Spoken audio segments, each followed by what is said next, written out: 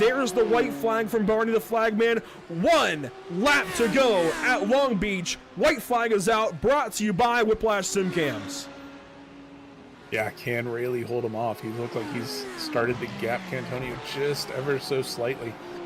Got about half of a second. It's been hovering right around there. Oh, Cantonio really pushing. He's sideways out of turn number 1.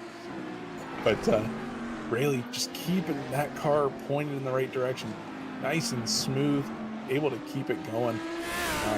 It's going to be tough. Cantonio knows that there's not very many chances, even if he can get close enough to him to make a move. So we'll see as they come through 6 and 7, head toward turn 8 onto the backstretch. Deeper in the field, nothing changing. Lap traffic ahead. It's Kevin Peak and Bradley Alvis right in front of our race leaders down East Seaside Way. And to turn number 9 for the final time. Lap traffic in the way, and Rayleigh goes for it on Peak. He sends it into turn 9. He knows he can't wait. He knows he can't give an opportunity to Kevin Cantonio. Cantonio's going to take it anyway. Ships it into the hairpin, and Rayleigh's going to get away. Thomas Rayleigh is going to be a race winner in the North American Racing League. A last lap bump and run wasn't enough. This man wins at Long Beach. Wow, what a finish coming through that hairpin. I thought they were all going to wad it up. We had lap traffic in there, staying in there.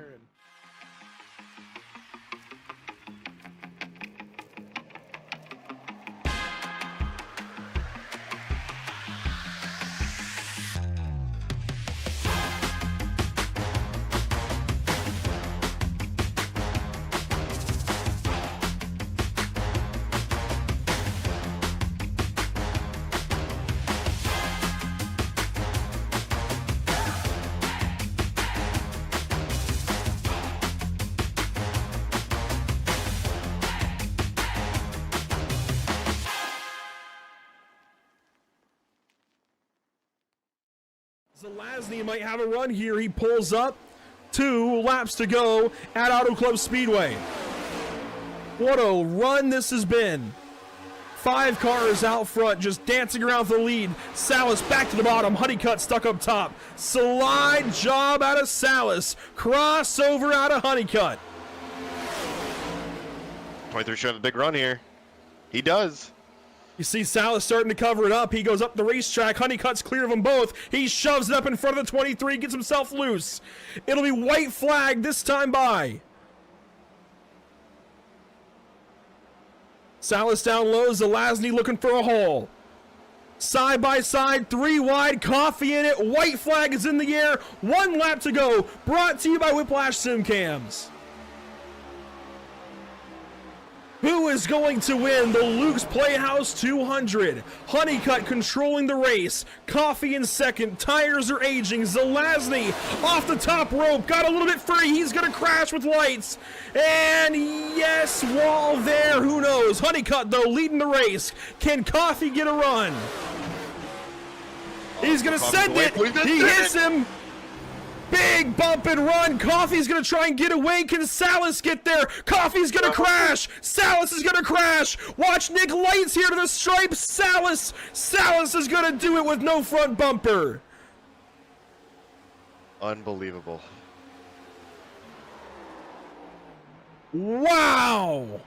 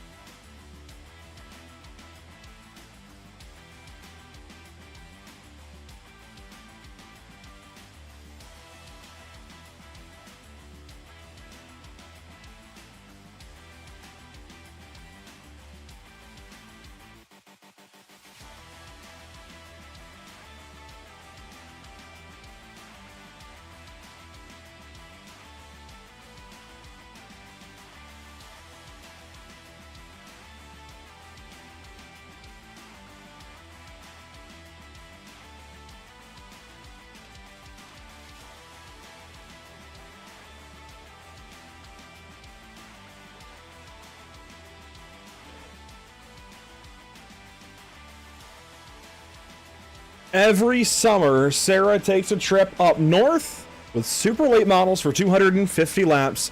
The last 2 years brought to you by Only Short Tracks, and tonight we've added legends to the card. Super late models, they're coming up. Don't worry, the Oxford 250 for the Sim Auto Racing Association Ourisman Ford of Manassas National Tour is not far away. But to kick the evening off, we've got the WRL Legends on the racetrack. The Legends Tour has been strong on Pit Stop TV the last couple of months. We're glad to bring you coverage here this evening from the virtual Oxford Plains. This is going to be an exciting one. Welcome to the virtual Oxford, Maine. I'm Andrew Cardinale IV. I don't have anybody with me right now. I will have Stephen Oberstadt and Zach Murtis in a little bit. And it's a pleasure to join you for coverage of the Sim Auto Racing Association Ourisman Ford of Manassas National Tour.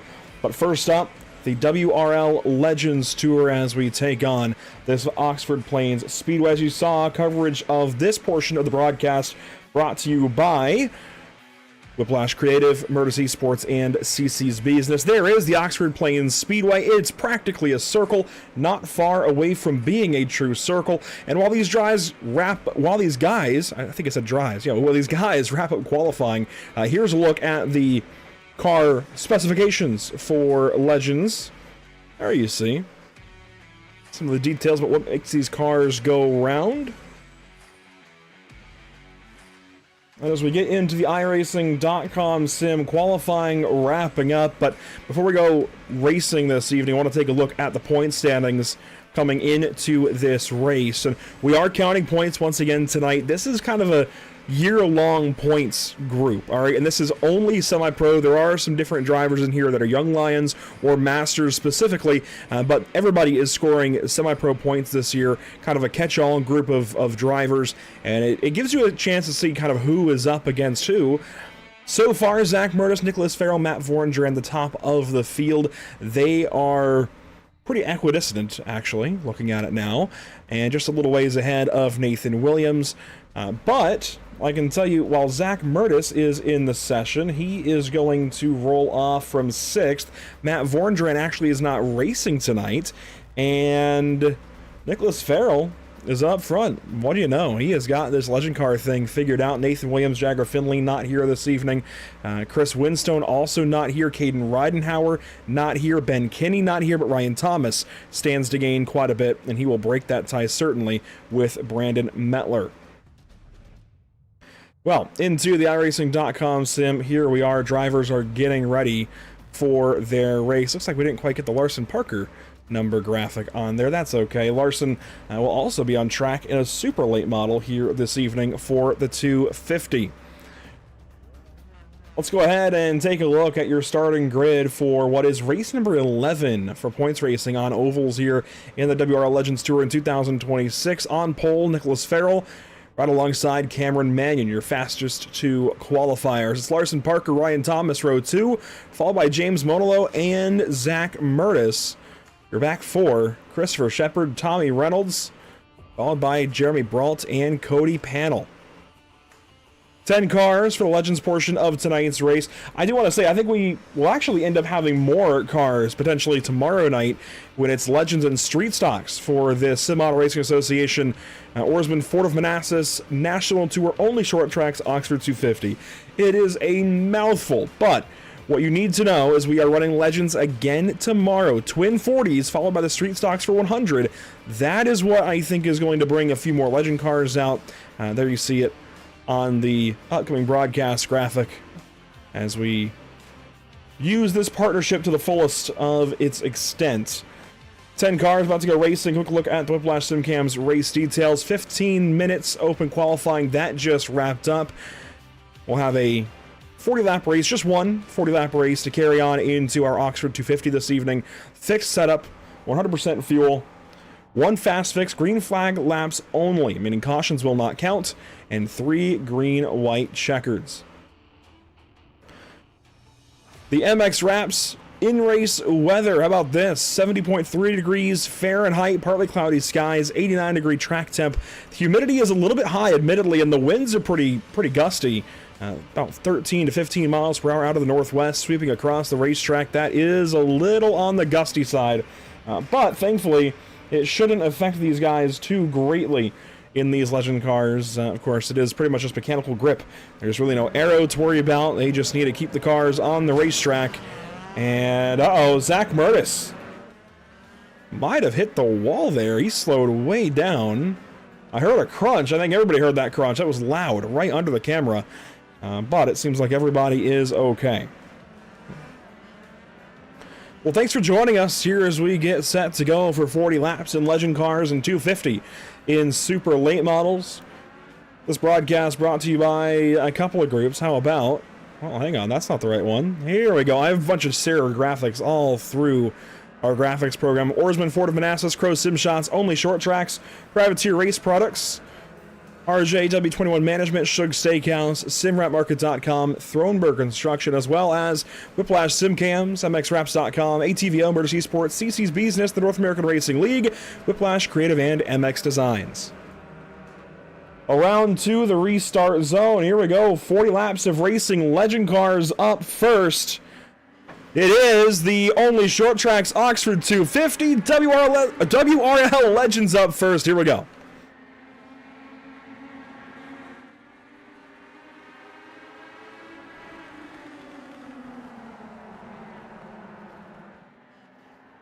And a caution in the back one over the hill. We have got Cameron Mannion turned around. Zach Murtis and Christopher Shepard find themselves way up the embankment in turns 3 and 4. And it was a quick start. Uh-oh, watch out, guys. A slow start for these drivers, I should say, as we have put a few around on lap number 1. Let's take a look at this. Zach Murtis starting 6th on the outside lane. Had Mannion ahead. That's the 4 of Tommy Reynolds right behind. And then down into turn number 3. 3 wide, and that did not go so well. Wow! Tommy Reynolds right in the middle. Let's see what happened again here.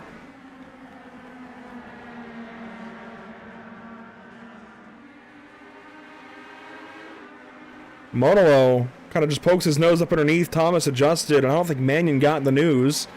And there they go. Wow. Great miss by the 4 car of Reynolds.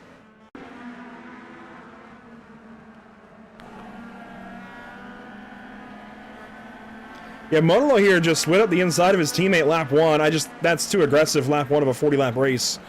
And you see them trying to miss it. Reynolds, oh!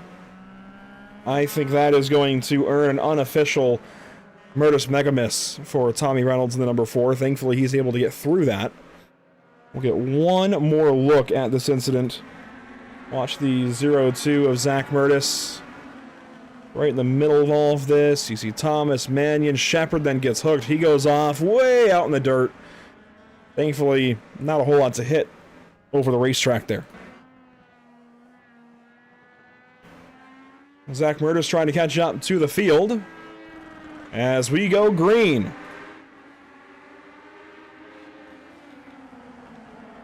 Contact the 218 cars, Farrell and Parker. Door bang just a little bit. Nicholas Farrell hanging on to it. He gets a little free there off of turn number 2. It's really tricky to race a legend here at Oxford Plains. It is just a big circle, and it's very easy to push out too far wide on the straightaways, just trying to carry speed. These drivers doing a good job so far. This is a really, really tricky combination as far as ovals go, but it is one of the standard ones that everybody has to do to cut their teeth in legend car racing. On iRacing, contact, Reynolds up into Parker, they crash. Monolo in the wall hard, Parker way out yonder in the grass. We stay green, no hazard to the other cars in the racetrack. Nicholas Farrell taking off.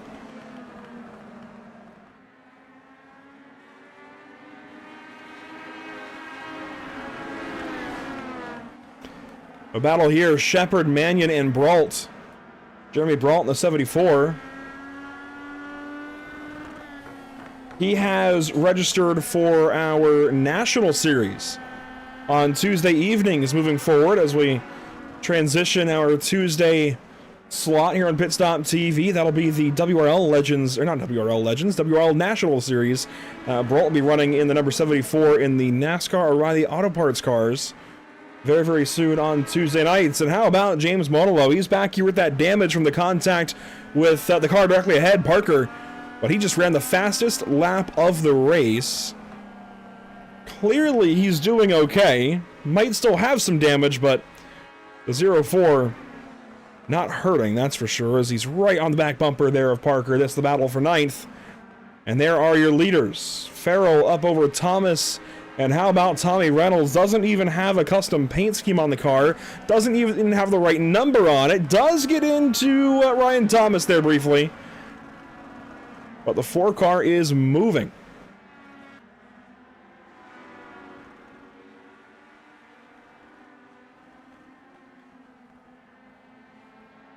This is one of the best fights on the racetrack. The next best would be back here for that 9th spot, Monolo and Parker, as they have swapped positions. Here's Parker's on board. You can see it looks like he is fighting maybe a little bit of wheel damage. He has got a lot of right-hand wheel in it, even on the straightaway. I think he's definitely fighting some wheel damage. That right front, maybe not the way it needs to be. Here is Brault in the 74. Looking to put some pressure ahead on Christopher Shepard. Shepard has run with us a handful of times, and he's going to earn a bunch of Masters points tonight.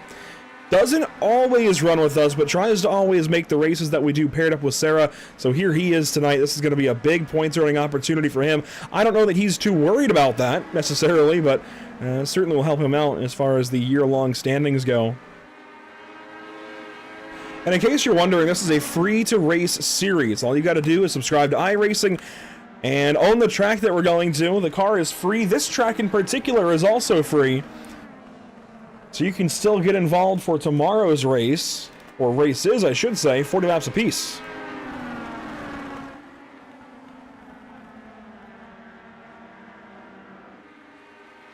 Watching this fight for 2nd and 3rd, Ryan Thomas absolutely dominated our road course races, our first road course races of the series. Not so long ago at Virginia International Raceway. Picked up 3 of the 4 possible wins, I believe. I mean, absolutely ran a clinic in VIR. 2nd place here on the Oval Oxford, looking pretty good. Still has some work to do to stay ahead. Some of these cars right behind. Here is Christopher Shepard. Has just been passed up by Brault.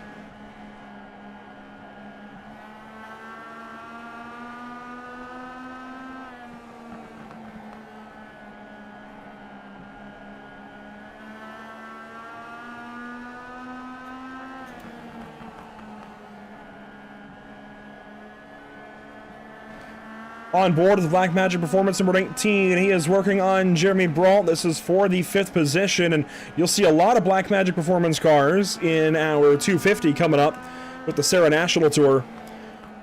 That is going to be fun. I'm excited. We've seen Alex McCollum win that race both of the last 2 years, but I do think that might change here tonight. He's winless so far in the National Tour here in 2026. Battle here between Mannion and Reynolds. Mannion, a little bit of a door bang. Yeah, that gets on by. Gotta be careful with those contacts, as here we go. To the inside comes Reynolds. That's the camera I was looking for Mannion looking back. Side by side across the stripe. This is the battle for 3rd spot.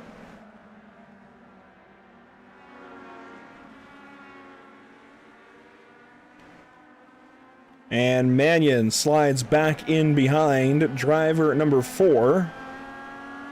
Halfway down, halfway to go here in this Legends race. These guys, I'm sure, begging for a caution to try and take a stab up ahead at race leader Nicholas Farrell. And for some of these guys, this bit of a run, these longer laps will actually help them. Where are the tires out? And oh, contact there. Well held by the 4.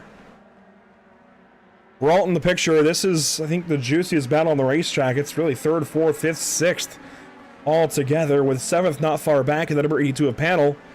Here we go, side by side. Mannion back to the inside of Reynolds. Oh, and Mannion really free down there. I know Cameron wants to do well in this race. He is local to the Northeast. Usually races over at Seekonk. So this isn't quite Seekonk, but he'll want to do well as we have one around. That is Zach Murtis on the back straightaway. Uh-oh. League co-owner around. That's not good. Let's see what happened here. The Legends car driver himself a little free, caught the curb and just looped it.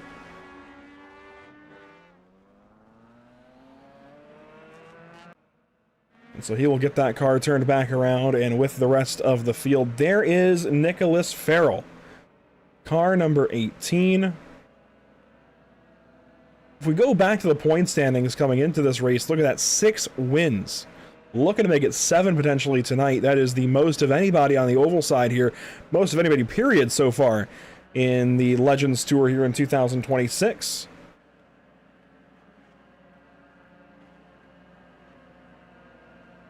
And if you're looking forward to the Only Short Tracks Oxford 250 as much as I am, well, I have news for you. Let's take a look at the point standings for that series. Here they are.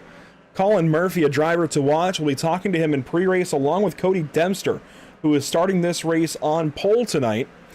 Dempster actually was supposed to be in this Legends race, got home a little bit late, just like Steven Oberstadt and a couple of other drivers, so they couldn't make it in tonight, but certainly hope to have them in the field tomorrow.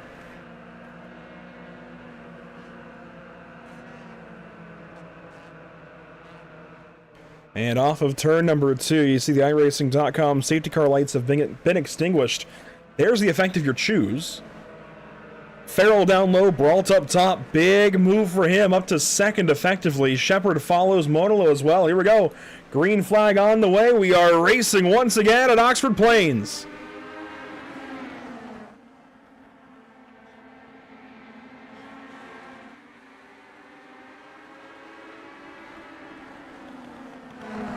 There goes Farrell. The battle for second is on. Thomas with Reynolds on his back bumper, 3 wide for the 4th spot down to turn 3. Hang on to it, Reynolds.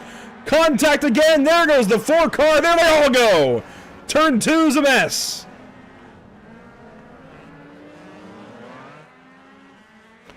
Caution right back out in the middle of this race, and this is going to shake things up. Here is that run down the front stretch again. Right there, I think Thomas just didn't realize he had cut the room so short there for Reynolds, and Reynolds got back into him. Monolo into Brault. There goes Parker. There goes Murtis up into panel. Most of the field involved in that crash.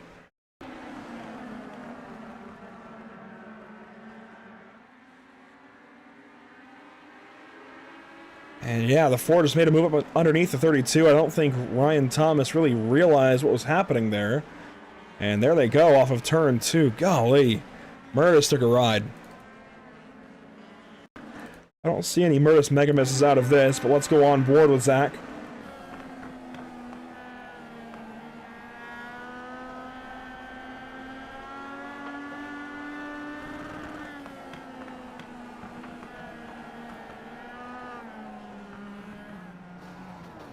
Oh, it hit.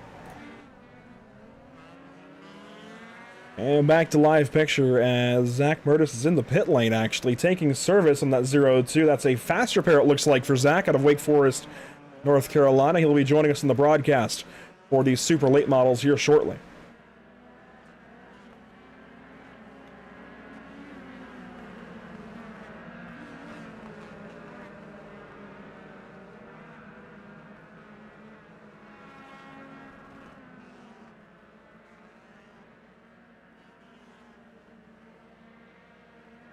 Here we go, we'll get restarted this time. 15 laps to go in the Legends race here in the Only Short Tracks Oxford 250. The WRL Legends Tour adding some points to the total for 2026. There's the restart. Oh, Shepard out wide, Monolo 2, green flag, 15 to go.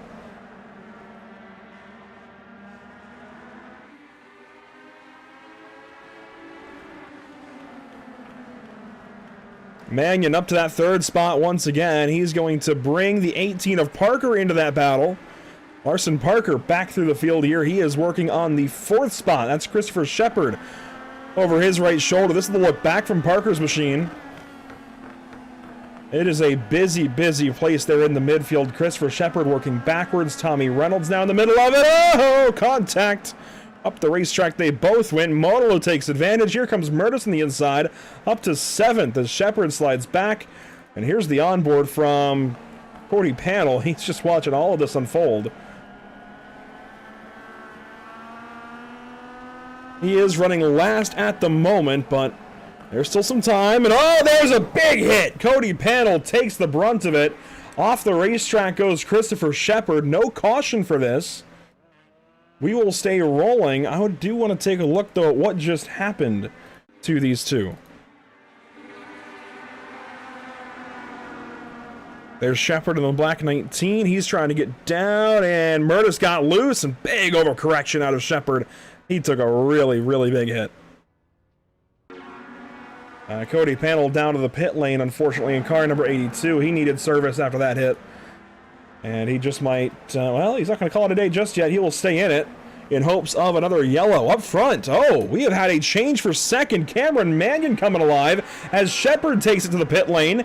Here is the battle for the race win. Cameron Mannion has found something. Farrell's starting to slip up.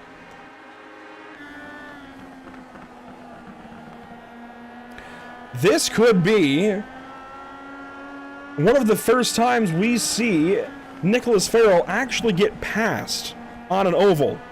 James Monolo, fastest lap. Battle here for the lead. It was 8 to go that time by, coming around to 7. Is there anything that Mannion can do? Thomas gets loose. Oh, maybe some bumper tag.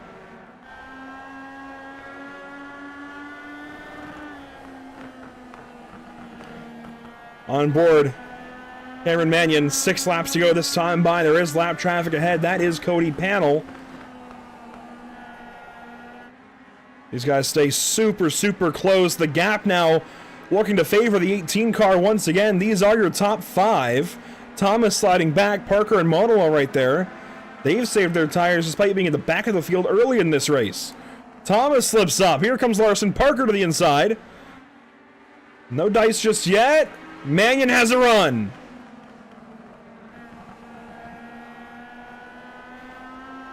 Super, super close. With 4 laps to go. Just over a mile of racing left. This is what we love Legend Car Racing for. There you see Mannion took a shot again. Hits the curb. That might be it. There might not be enough time for him to get back. Thomas got the curb too. Parker to the inside of the 32. That'll fizzle out. Cameron Mannion, 3 laps to go to try and unseat Nicholas Farrell. 6 wins to Farrell's name this year already. And that's just in about a month of racing. 2 laps to go. Popsicle sticks in race 1 on the evening. Can Mannion get there? There's the opportunity he needs. Alongside is Cameron Mannion. Caution is out. We are not getting the checkers yet. Ryan Thomas in trouble.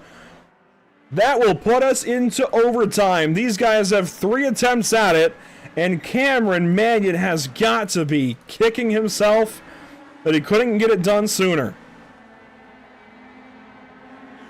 Ryan Thomas out of 3rd. Little loose. Parker was there, and around goes the number 32 car. So some trouble for the road course ace. He'll slide back to the back end of the field. And Nicholas Farrell gets to hang on a little bit longer. The restart is certainly going to help him.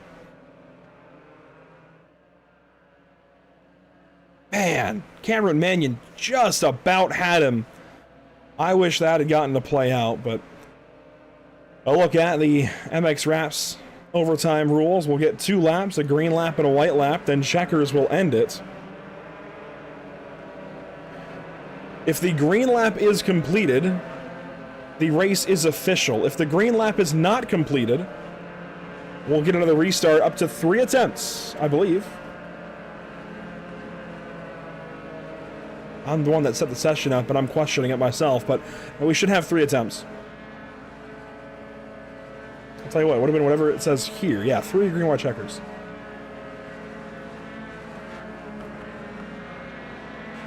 So it's just like the NASCAR rules. If we get a caution, we'll try it again up to 3 total times. So we have 2 more in the bank. And these guys, let's see, the time remaining. They've got plenty of time on the board to get these restarts in. Here we go, restart on the way. It'll be 2 laps to go, green, then checkered.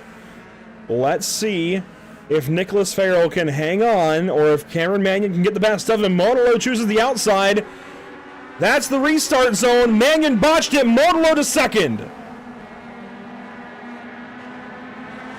Down the backstretch, Brault and Mannion make contact. Up the racetrack is the 30. Here's the battle for the win. White flag, this time by Murtis down on the apron. Can they get there? White flag is out, brought to you by Whiplash Simcams. One more time around, the Oxford Plains Speedway. James Modelo right on the back bumper of Nicholas Farrell. Does he have anything here? There's the bump, there's the shove. Can the 04 get back to the line first? It'll be a drag race at Oxford, and I think Modelo got him. 1/1000th of a second, James Modelo wins at Oxford Plains. How about the 04?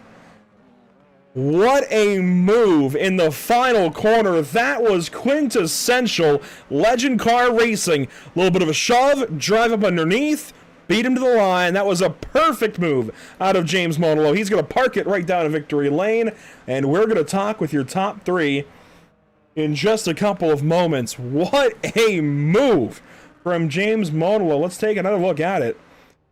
Well, let's see if he does some burnouts first. And he will.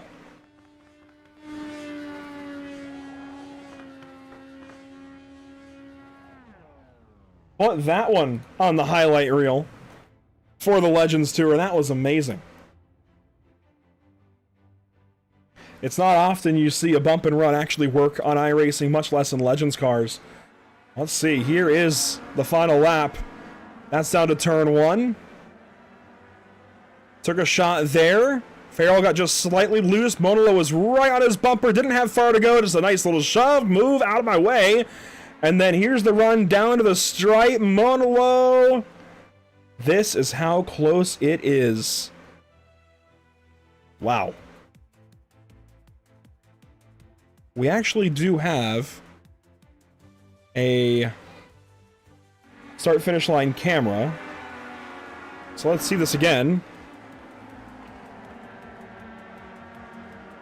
We'll be able to show exactly how close this finish was. There's Modelo, there's the shove right to Farrell's back bumper. I mean, that was perfectly placed. And hang on, here's the slow-mo. I'm coming at you. Wait for it, I promise. Here they are. That is the margin of victory, more or less. Let me just go ahead and refresh. I mean, that is basically the margin of victory for James Modelo. Let's see.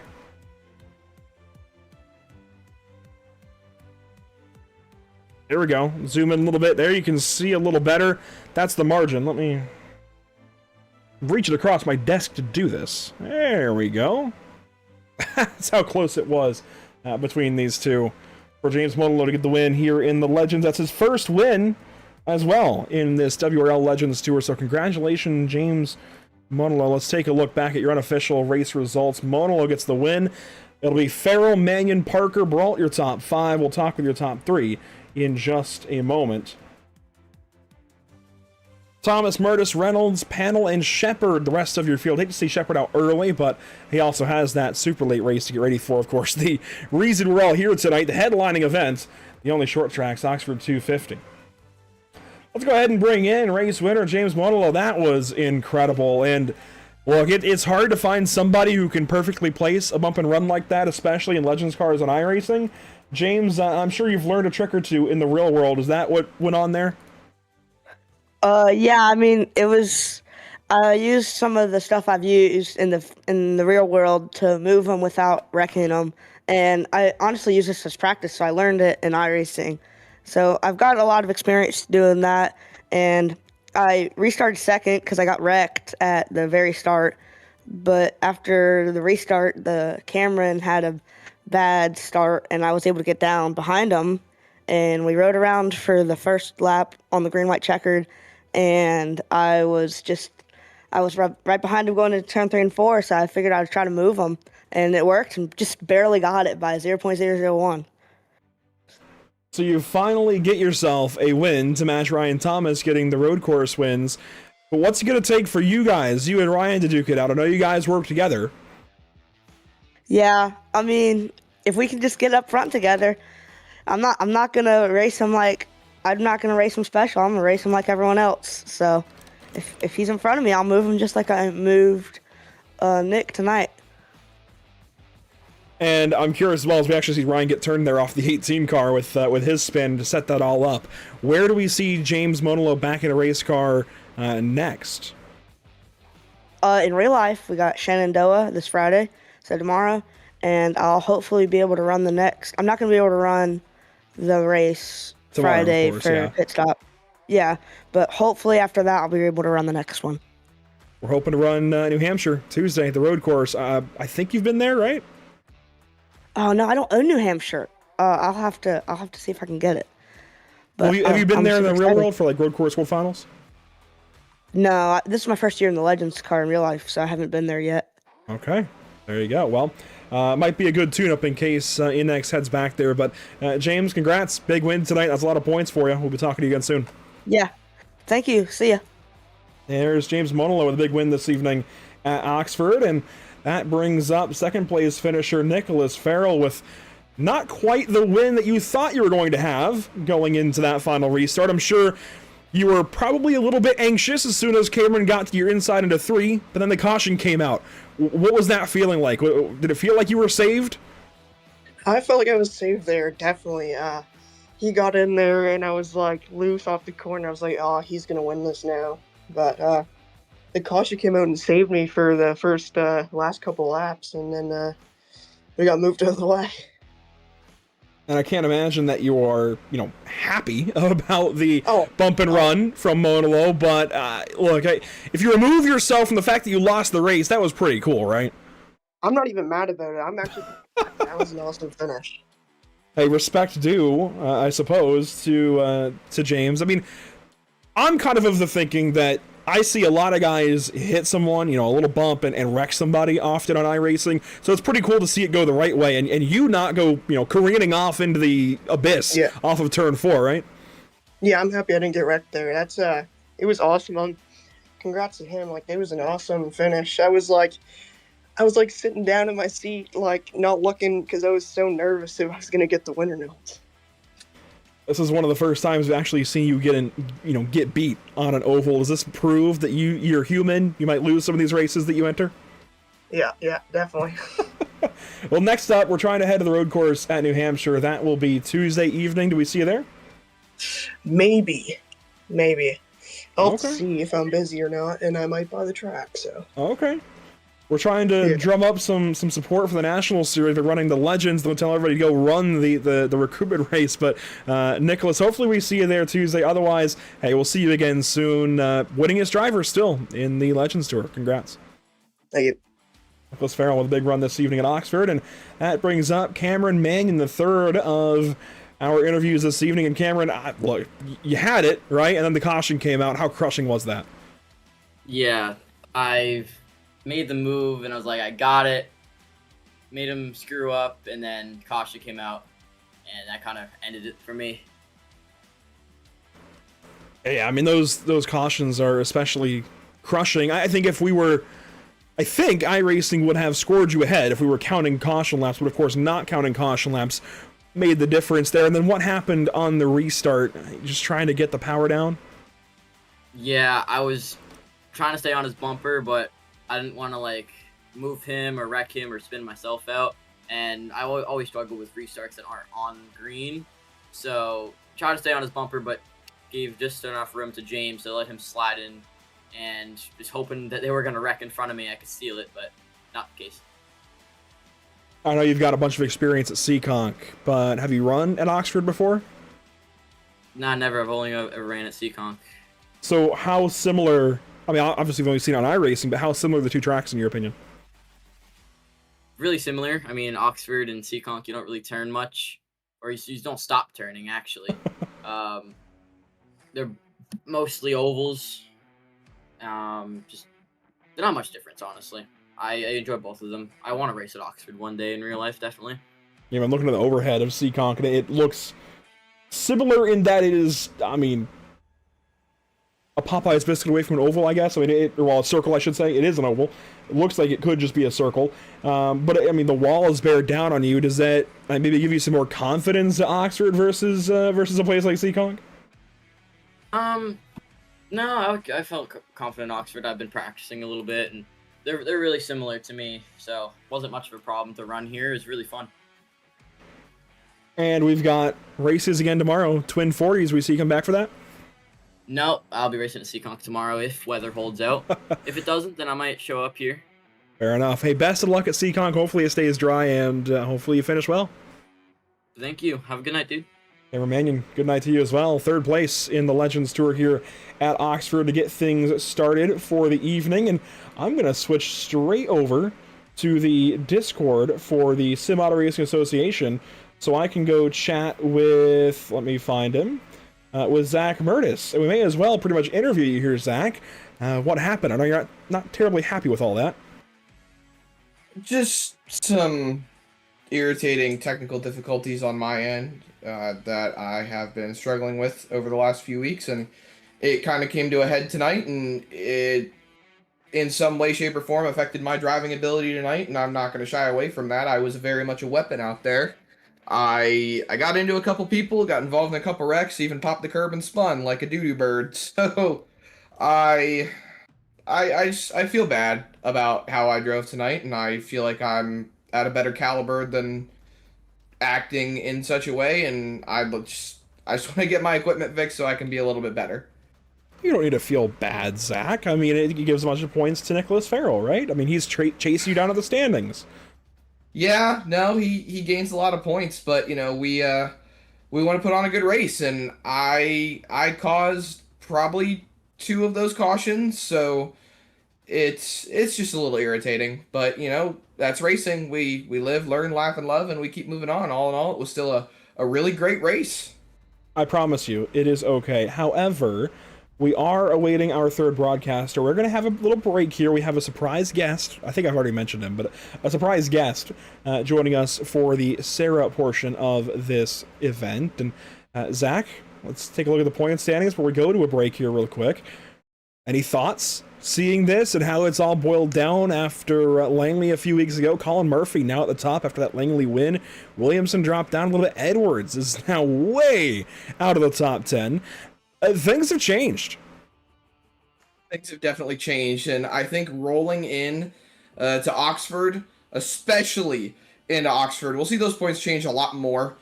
Things are just going to adapt over the course of the race. Oxford provides a very interesting style of racing, especially in the super late models. We've seen it over the last few seasons, how that outside lane forms, and I think a couple of notable drivers that are still in those points are going to try to utilize that to their advantage. Definitely, we are going to see this continue to change and evolve over the rest of the summer, but that's a little snapshot of how things look while we get ready then for, well, super late models hit the racetrack. Do not go anywhere. We will take a quick step aside and get ready. Again, though, if you are tuning out for the evening, that's okay. We'd love for you to stick around for supers, but if legends are your thing, guess what? We have more on the way tomorrow night. Twin 40 is right back here at Oxford before we put street stocks around here for 100 laps. Then we are trying tentatively to go road course racing again on Tuesday at New Hampshire Motor Speedway. Thanks for watching thus far. Hopefully you'll continue with us as we get set for some more racing here at Oxford Plains Speedway. More left to go. This has been the WRL Legends Tour portion of the event, but this is still the larger broadcast for the SARA Ourisman Ford of Manassas National Tour. Only short tracks, Oxford 250. Don't go anywhere. Supers coming right up.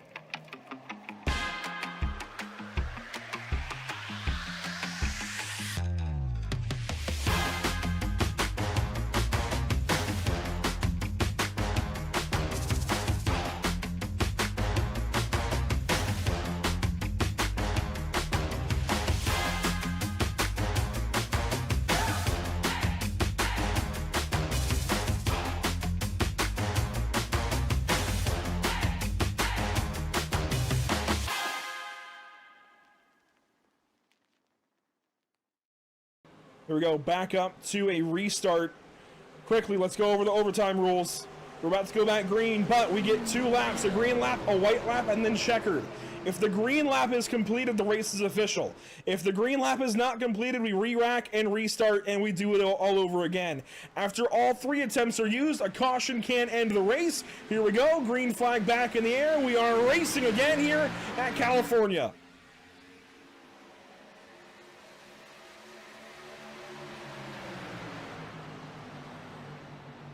Already contact there with Joe Lawrence. He's trying to hang on. He pedals the car, but it holds up. No rainwater. Out front is Vicente Salas, and it is Lane Riggs. A heck of a save by Joe Lawrence as they are single file. Riggs and Salas duking it out, trying to do what they can to fight each other for this win. Riggs is trying to find a way around on the top side, but as they come around, it's going to be white flag in the air presented by Whiplash Sim Cams. We are going to make this race official, and we're going to finish it on my favorite number. White flag is in the air. Riggs underneath Salas for the lead. For the lead and the win here at Auto Club Speedway, Lane Riggs finally gets down to the inside of Vicente Salas through turns 1 and 2. Can he hold on to it? Side by side still down the back straightaway. Riggs is going to do everything he can, but he's by himself. He's not going to have the drafting help as Slow is up top, trying to decide who he's going to push. The nose in front goes Big to Riggs. send. Slow goes to the bottom. Big Riggs is send quicker from Slow. Salas. He's going to move up the racetrack now. Brandon Slow driving Lane Riggs to the wall. It's going to be a straight-up drag race down to the stripe. Who's going to get there first? It's going to be, I don't know. Vicente Salas, I think, has done it again. What a finish! Wow.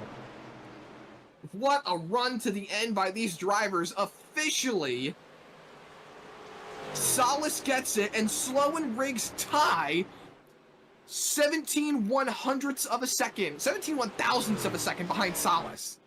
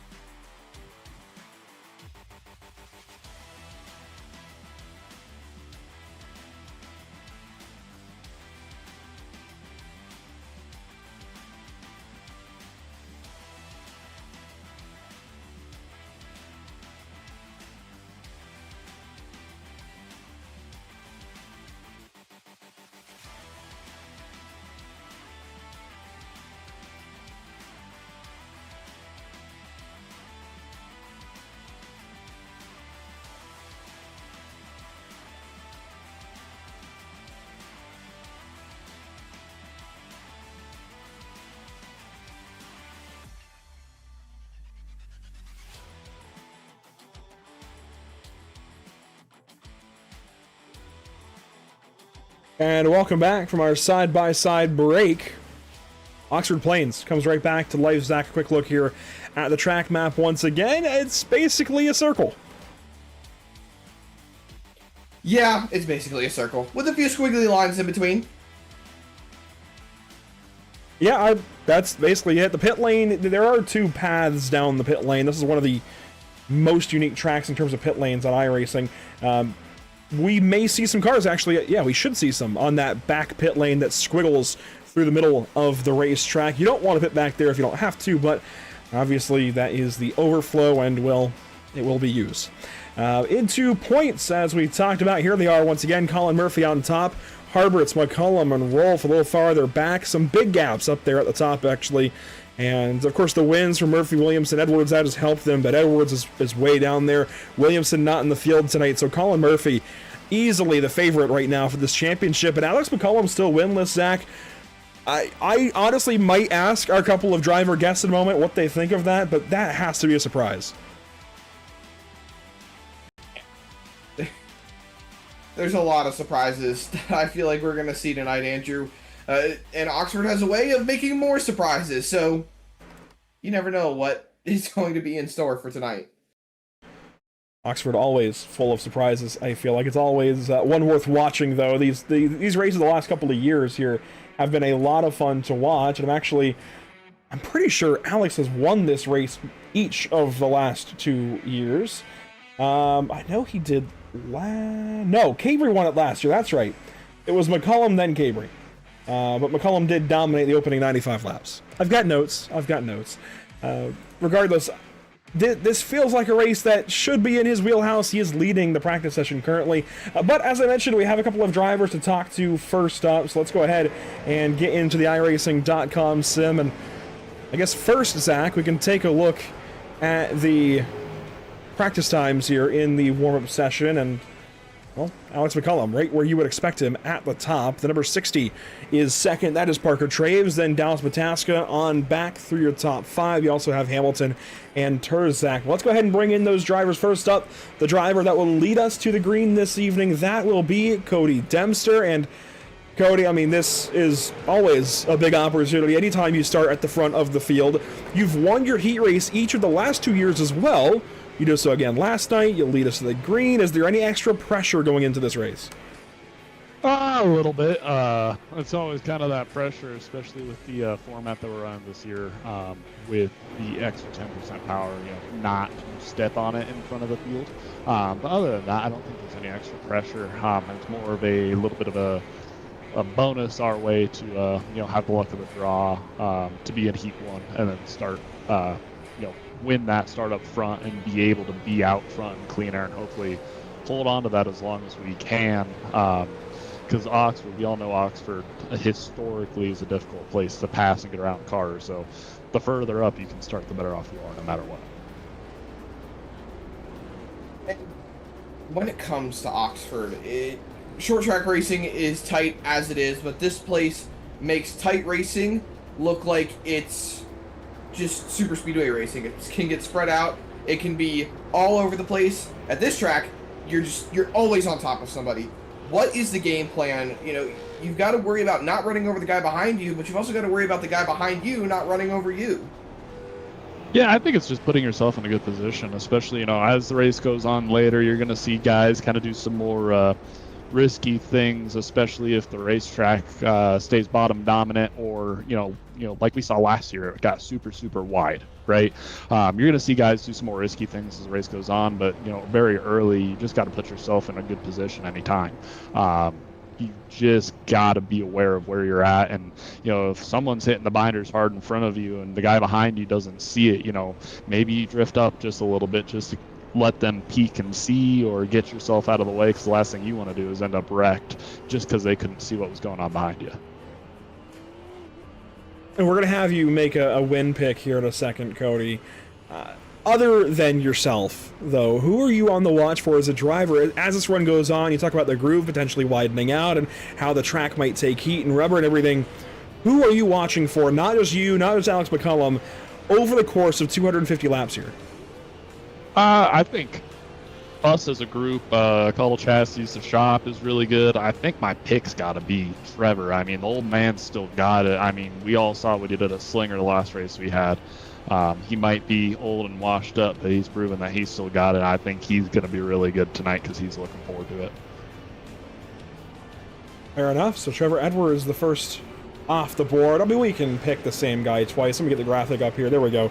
And we'll get Trevor Edwards on there. Best of luck here tonight, Cody. Hopefully we're talking to you later on. I know you've had some good runs and some unlucky runs. I'll say you always run well, just bad things happen sometimes. Yeah, and last year, me and my fuel miscalculation, I ran out of fuel with about 7 to go. So we're not going to do that this year. Hopefully, you know, if Spike decides to wreck another guy tonight, hopefully it does a perfectly timed caution, top it off a little bit just to make sure we hit our number. Dang. Spike, by the way, being Spencer Dickinson. There was a run-in last night with him and old Nim Cross, who handles a lot of the penalties at iRacing. Twice? Twice! And he still has an iRacing account? Uh-huh. Well, we'll keep an eye on it. We'll keep an eye on it, I suppose. If he wrecks Nim again, we'll make sure he's publicly shamed. He should be publicly shamed anyways. Well, Cody, fair enough. It is Spencer Dickinson we're talking about here. I suppose this is the beginning of it. Well, Cody, thanks for talking to us. Best of luck tonight, starting from pole. Hopefully this is a good luck charm, not a bad luck charm. Thank you, guys. Appreciate it. I'll knock on wood. He is running a green race car, Zach. That sometimes is cause for suspicion and superstition, I will say, in racing. But we have a second driver to talk to this evening. This is somebody who is leading the points coming into tonight. Colin, this is kind of a make it or break it race, I feel like, for anybody in the series, even yourself. I mean, you're on top of the standings, sure, but you've got to make sure you stay up there. What have you done in preparation for this race to make sure that you stay up there? First, I just want to thank Ken and Hamilton, Justin Brooks, everybody over at the Association or Brooks Beach for helping me get to this point. And the big thing with the night is just making all the laps and being there at the end. If you're not there at the end, can't gain points on second, or you're probably going to lose more if you're wrecked out on lap 20. So the key tonight is just making all the laps. Making all the laps is going to be one of the big important parts here at Oxford, because it can easily be taken away from you in such an instant. And, you know, as we roll into this race, this is just about starting off the second half of the tour. Do you feel like there is some added pressure in these last 3 races of just maintaining that points gap and, well, just keeping it on crunch time, really? No, I'm not really thinking about it too much. I'm just going in every race and trying to maintain the gap that I have and just making every race the best that I possibly can and being there at the end of all of them. And Colin, looking at your stats here, bottom of the screen, the lower third we have up, you've got a 7.3 average finish over the 3 races you've run in the National Tour, and that is just this season. And in those races, 84 laps led, the win at Langley, 0 incidents. You have survived the first 3 races of this series without touching anything, without going off track at all. How? Just looking past my hood pins, honestly. It's just keep my eyes in front of me and seeing what's going on in front of me and avoiding everything. Rolling off third. Definitely good company at the front of the field, and we want to ask you to make a pick for the win. You can pick yourself. I'm surprised Cody Dempster didn't, but who you got to win this thing? I think I'm going to be a little selfish to say myself. Fair. I can't blame you. Fair enough. You're rolling off third. Best of luck. Thank you.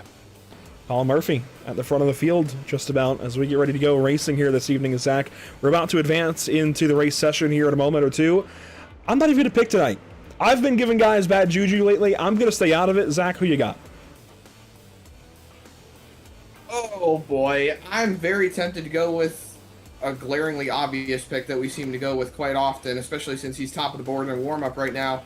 But I'm gonna take a step down, and I'm gonna say Justin Crowe walks out of here a race winner tonight.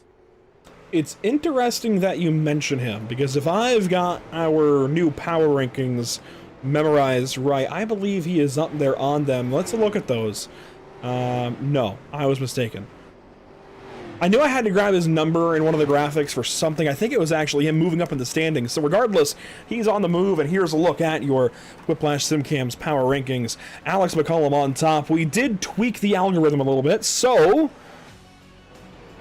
the positions gained is not on here because I redid the algorithm. I don't want to confuse anybody too crazily, but McCollum on top. Look, he might not have wins yet this season, Zach, but he is staying right up there with the best of them and is clearly the most consistent across the board, even going back to our last Super Series season. That's why he's so high up in first, but I do think if he does not win this race tonight, that number is going to start to decline. Kyle Terzak second, Jacob Harberts, Josh Cottle.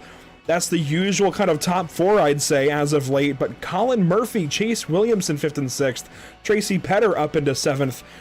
There are things moving around here. Even Trevor Edwards, Matt Rolfe on the inside of the top 10.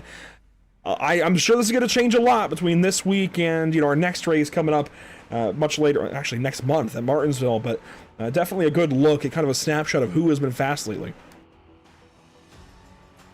Absolutely, I'm surprised to see a couple of drivers on those lists, mainly Steele Langford and Matt Rolfe. So they have showed a lot of good speed lately. But I don't feel like their finishing results have really justified the amount of speed that they have showed. I mean, it's all about attrition. It is.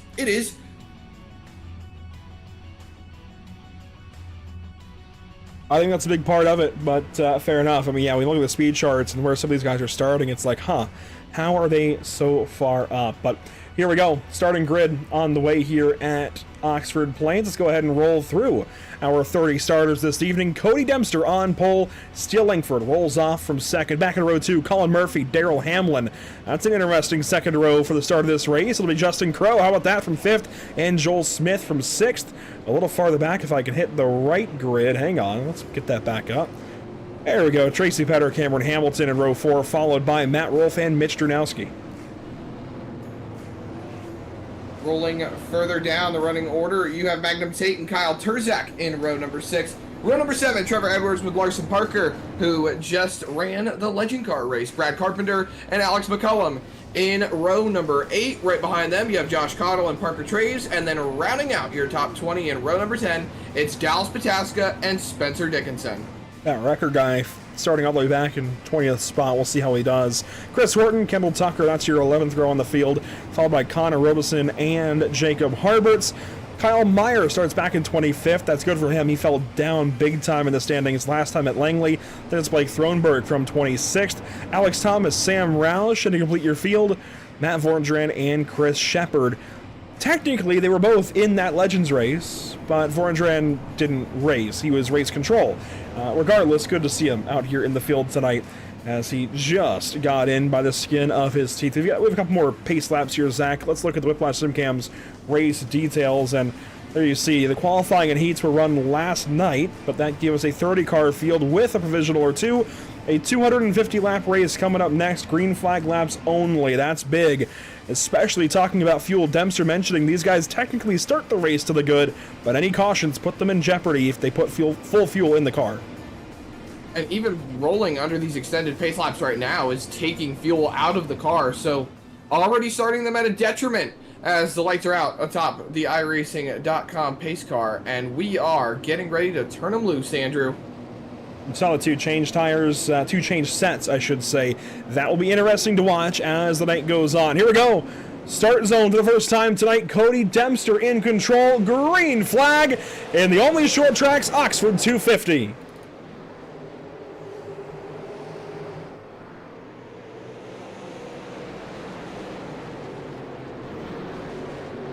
Lap 1 complete, this time by Dempster. Stays out in front.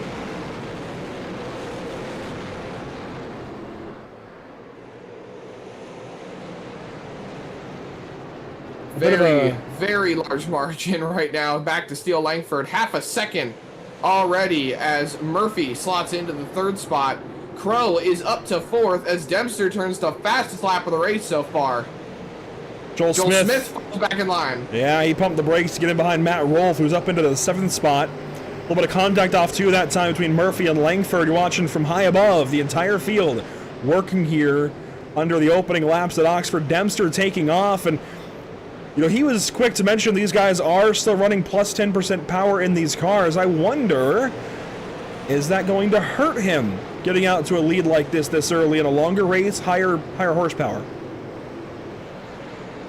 I don't know, actually. It's a first. Well, it might. Time will tell. On board there with Tracy Petter briefly. He runs in the 6th position. Justin Crowe just ahead of him. There's Daryl Hamlin hanging on the outside. That's your first side-by-side, followed up closely by Joel Smith and Cameron Hamilton battling here for the 8th position. Some other battles deep in the field. Here's Brad Carpenter at the very back of the field currently. He's in behind Matt Vorndran, and I was told I would like the paint scheme. I do. It's got Whiplash Racing League on it, Whiplash Sim Cams, Pitstop TV. He's a full-blown supporter at this point. I do like it. I really, really like this. It's also purple. I'm a sucker for purple. I'm starting to become a bit of a sucker for purple. Up at the front, not much changing currently as these guys get some laps in. Here's a nice little fight. This is Magnum Tate, Mitch Drunowski. Tate sliding back. It looks like Drunowski might clear. He does. As Justin Crowe stays side by side for the 4th position with Daryl Hamlin. Tracy Petter just stuck in behind, and that's how these races start out, right? You get stuck in traffic, you just can't really go anywhere, you don't want to burn your tires up too bad, you don't want to hit anybody and cause a crash this early. So you just got to sit and wait as the race leader drives away. That's Dempster out to a 1 3/3 second lead, just 10 laps in, make it 11.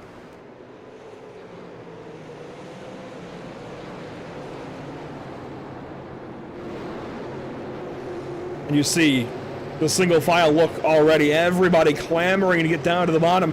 If these guys stay green for a while, I'd say give it about 15, 20 more laps, and we might see the track start to open up, Zach. In fact, here are your MX Wraps weather conditions. Oh, that tracked up a perfect 100. Give it an A, as the humidity is much lower than that Legends race about a half hour ago. In fact, that's going up, too. It just changed. It did, live. Yeah. Well, yeah, we're getting more laps in. If we look at the date and time in sim, it is a little bit later, 4:30 in the afternoon, but still plenty of daylight here for these guys. And despite having lights at Oxford physically in the real world, there are no lights at iRacing as, boy, that was contact for second. Murphy trying desperately to get ahead of Langford. Not going to happen there, but plenty of daylight ahead of these guys, plenty of time for the track temp to continue to rise up to your number. 102. Yes, it does. As we look to the inside, Murphy on Langford for the 2nd spot. And down to the bottom he goes to try and take that over. Look at Matt Rolfe trying to lead the charge behind them on the top line. He's moving up the running order right now, and he's going to take a couple of cars with him. This is what we talked about, Andrew. The more we settle in, the more that top line comes in. And it's such a weird thing to see in these super late models. I have never been used to the fact of these cars, or any cars, being able to rip the top on the outside at Oxford. But honestly, with how this track is on the sim, and we even felt it in the Legend cars, it gets faster as you put laps on it. It wears in and just keeps on building. And I wonder, this is getting ahead of myself a little bit, but I wonder how this style of racing will compare to what we see tomorrow in the street stocks. So much less power, skinnier tires, and they just slide around. Well, we're seeing the track open up for these guys here early. Langford gets in line behind Murphy, but you see still 3 rows of double file racing here in the front as Rolfe works around the outside of Crowe. He is a true Mainer. He is getting the outside rolling here at Oxford.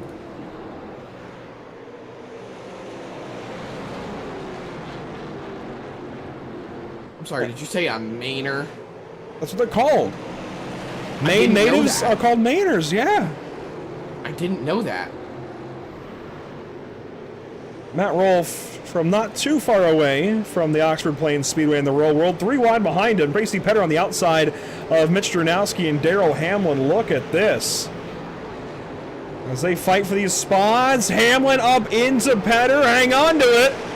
Here comes Cameron Hamilton way on the outside. Is he going to make it work up there? I don't think he will. Crosses down, tightens the lane up from the top. He's going to pass them all up there. He might actually make it work. He is making it work. There goes Cameron Hamilton around the outside. Oh, a little high there into 3. Falls back, going to have the run now.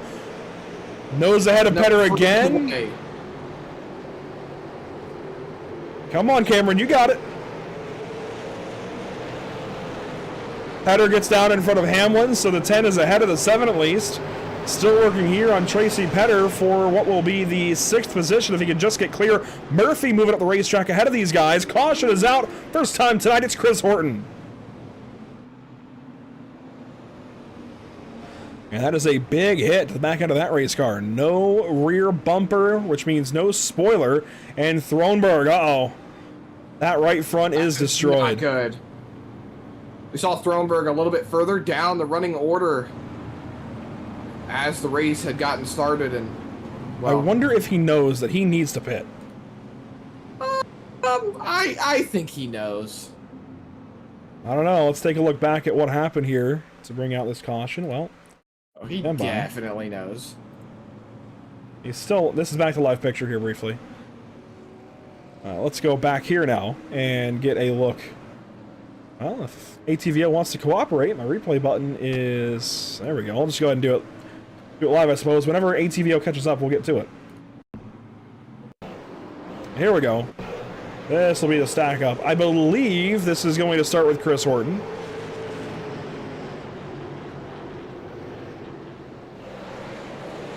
He's on the outside here of Magnum Tate. This is midfield. I mean, it's probably, what, 18th-ish? Tate just gets up into Horton, a little bit of netcode there, and then, oh, Kyle Meyer, a big hit, and wow, Thronberg was nearly by it. Wrong place, wrong time.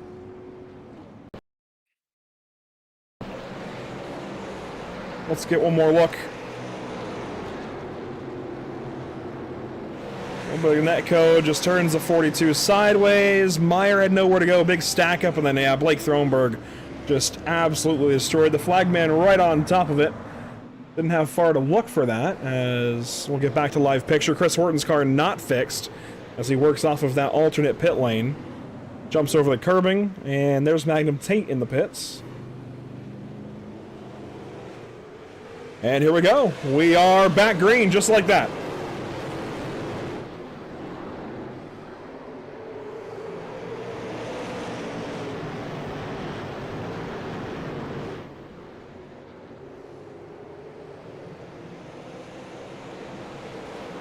One lap complete off the restart. It's Dempster and Murphy at the front of the field. Never mind, scratch that. Here comes Langford on the inside.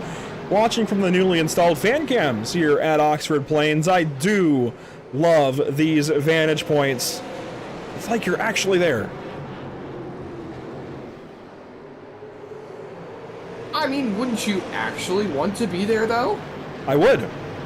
It's a bucket list race for me to get to Oxford at some point for the 250. I've been to a couple of racetracks up in Maine, Unity Raceway, and what was formerly Speedway 95. It's now been bought up by Ricky Craven. I'm not actually entirely sure of the actual name of the track now, but it's up in Herman, Maine, up by Bangor. And yeah, I mean, those couple of racetracks are just a ton of fun to go to. It's been a long time. Admittedly, I think it's been since 2016 for me now. At one point in time, honestly, if you went back on Pit Stop TV, you could find some races I recorded on my cell phone that summer. Look, I was 16, I didn't know any better, but I guess it was the beginning of me working a camera at racetracks, I suppose. 3 wide, here comes Matt Rolfe on the outside. This is for second. Swing up on the top side. Rolfe taking a shot. He's going to get the nose ahead here. I don't think it's going to work out for him, though, just yet. Trying with all his might. He's got third at least. Cameron Hamilton with him. Got the nose ahead of Murphy there across the stripe. He's at least got third. So the zero car can slide in behind if he can just get a gap, but I think he might get clear here of Colin Murphy. This would be for second spot, and Rolfe is working it well. My only concern is if this is going to burn the tires up. Much like Dempster, and my concern for him in that first run, getting out to too big of an advantage.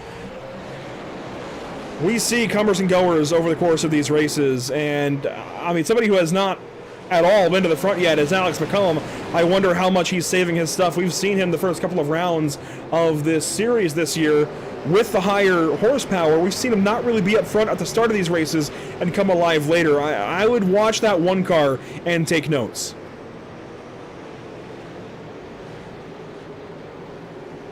Rolf is clear for second, trying to get ahead of the 9. He's going to stay on the top side of the racetrack as he now looks towards the 24 of Cody Dempster. Hamilton still working the top side. They are approaching Magnum Tate to put him a lap down. They are not far back of that number 5 car. You see the leaders in the background as Hamilton continues to work the top. Jurnowski is also up there. Joel Smith is up there. And look at Josh Cottle starting to come alive. Trying to come alive is more like it. He is staying up on that top side and trying as hard as he can to make it work, but he's not really going anywhere just yet. Stuck behind a few drivers. Parker Trey's running the middle line. Joel Smith way up on the top side. Look at that number, though. Josh started 17th. McCullum started 16th, so these two working forward in tandem nearly. Terzak started 12th. He's actually lost a spot. He's down to 13th. And there you see Darrell Hamlin, who started up at the front. Had a good run early, is down here at a 14th spot ahead of Trevor Edwards, who is also down a couple of positions. Alex Thomas is up, though, from the back of the field, Zach, up to 16th. Look, he's still got a ways to go, but that is already a great start for the 54 car. That it is. Doing a fantastic job of working his way up. I'm sure he's still got some more work to do and some more positions that he would like to gain. You see drivers just...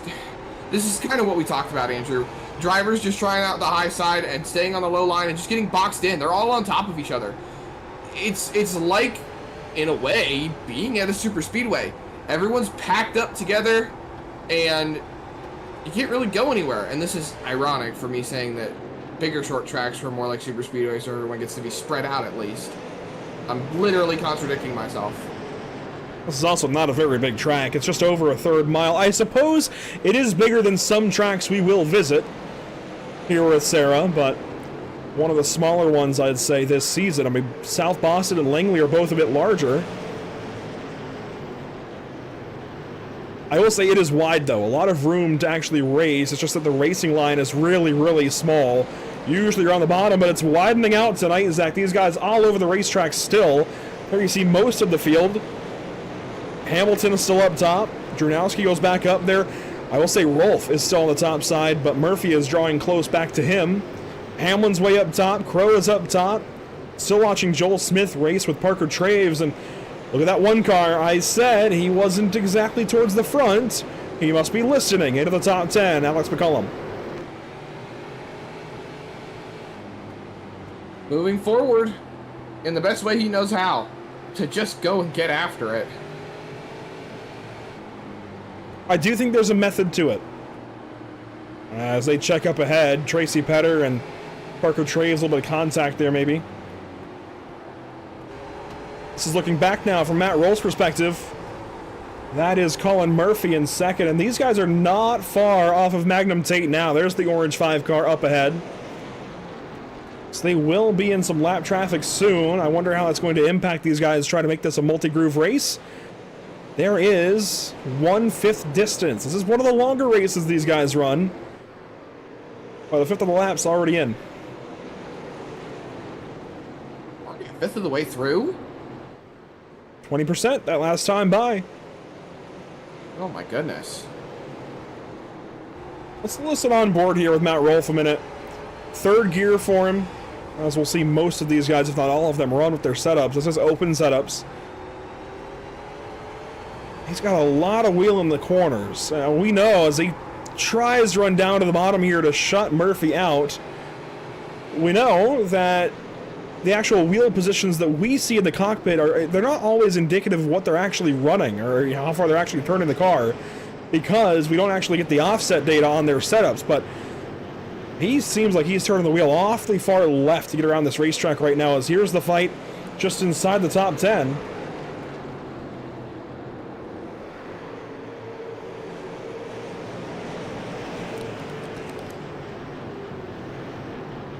Joel Smith way out there, almost into the grass.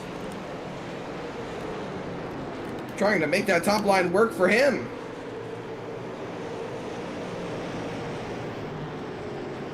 These guys using the whole racetrack. Alex McCullum continues to work forward. He's into 9th, gets ahead of Joel Smith. Langford looks up underneath the 10 car now of Hamilton. And you can see our race leader in behind the 5 of Magnum Tink now.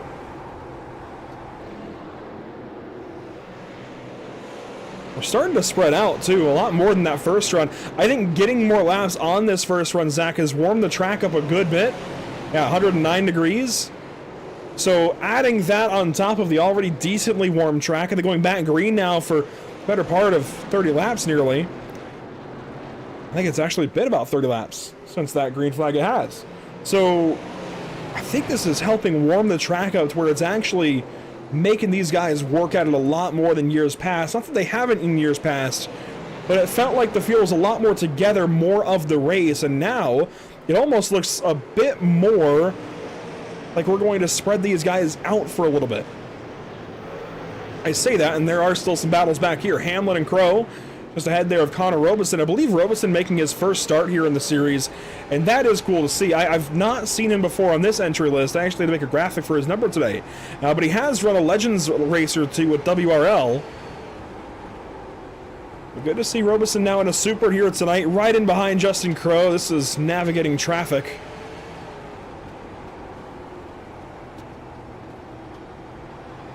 Right on that back bumper is Connor Robinson on Justin Crow, and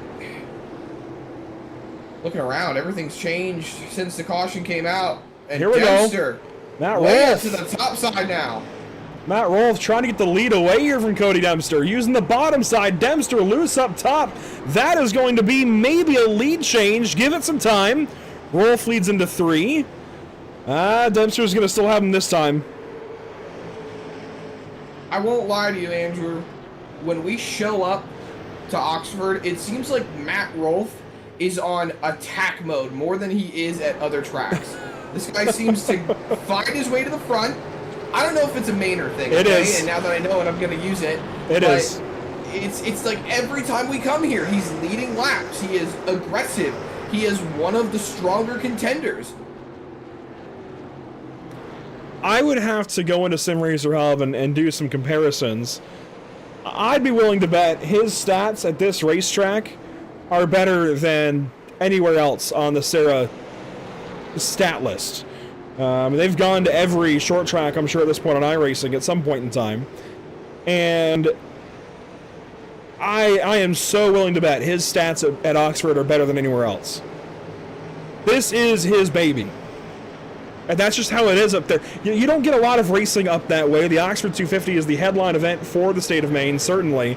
So anytime there is some way to work Maine in here, in this case Oxford in, to the SARA National Tour, Super Series, whatever, he is going to make it his personal mission to win. I don't know that he's done it yet. Certainly not in the National Tour days that we've been covering, but the Zero looking good today. Problems, Darrell Hamlin, front stretch. He gets the car refired, but yeah, the right front junk. He won't be making too many more laps, that's for sure. Straight off, he's going to maybe take it to the actual pit lane. He will. And that's that. Let's see what happens. Racing with Terzak here.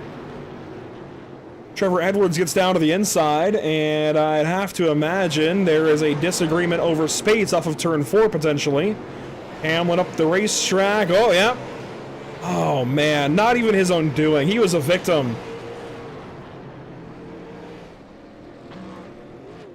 That usually is how it tends to go, Andrew.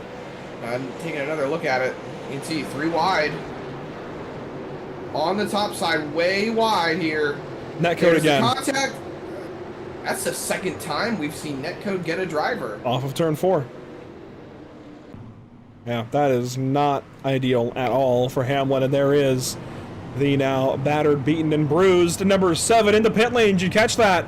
Cody Dempster in for service. And he is not the only one. We are seeing several drivers in the pit lane. Alex Thomas is in. A lot of cars actually in the backstretch pit lane, if you will. Terzak is in on the front stretch. There's Roush. Like Cody Dempster was saying when we were talking to him earlier, Zach, if you get more than one caution, you're going to need fuel, more than likely. You can try to save. These guys are, from what Cody was telling us, I think even before we started broadcasting technically, from what Cody was telling us, these guys are good for 256 on a full tank. But if you get more than one yellow because you're running extra distance, you will need fuel. Now, I'm a little skeptical. I think if you really go hard on the saving, you can get maybe 2 or 3 cautions. But yeah, if you keep adding laps, you're going to need more fuel, and we see that here as we have an issue for the 00 of Kendall Tucker. He seems to be going to the rear of the field as these guys make their choose, double up again, re-rack, restack, and we'll have a nice little restart here to get back underway. It's Rolf, Murphy, Traves, Langford, McCullum, and Drunowski, your front 6. Green flag back in the air at Oxford.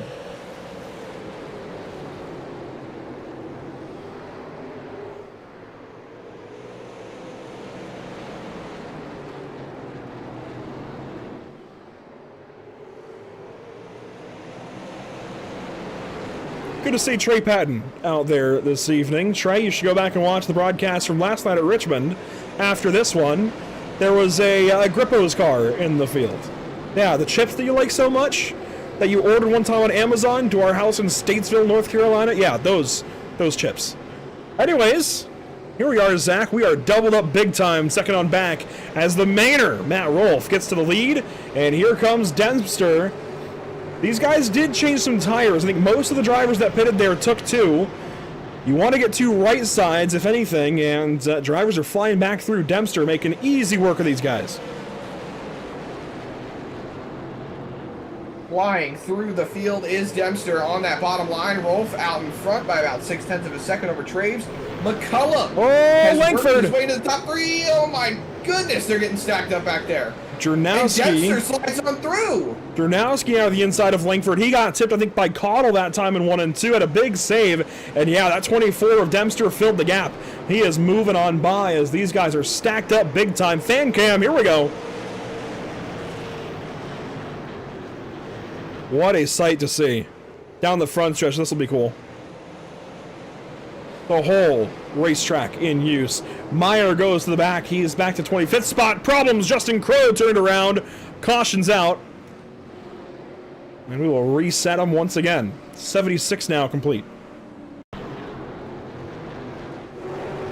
Here's a look at Justin Crow. Middle of the field, more or less. And Pataska just got to his inside. Oh, that shouldn't even be a caution. Welcome to iRacing. I mean, look, it is a program. It has to work automatically, right? It does its best. And it does really, really well, honestly. For us to complain, here when this happens, for this to be one of our main complaints about what we're doing tonight, honestly, that's iRacing working well. Okay, that provides an interesting question, though. I have wondered for the longest time, and I mean the longest time, how does the iRacing caution system, or at least the detection system, work? Because it won't throw caution if you're off the racing surface, and each track has a differently defined racing surface. So then when you're on the racing surface, how does the detection system work for those who, tend to wonder about said things, like myself? Tell you what, this is a question you've got to ask Nim Cross when he's not getting actively crashed out of the heats by Spencer Dickinson.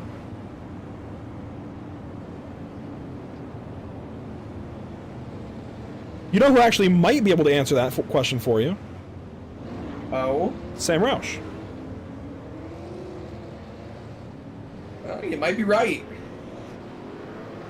You also might be able to ask Matt Rolfe one day, but he seems a little busy at the moment. Hey, there's Steven Overstat. Steven, if you want to still join us, you can. The booth is not hard to find. Here we go. Drivers get ready to restart here. 76 complete this time by. Restart on the way for Matt Rolfe. Green flag again at Oxford.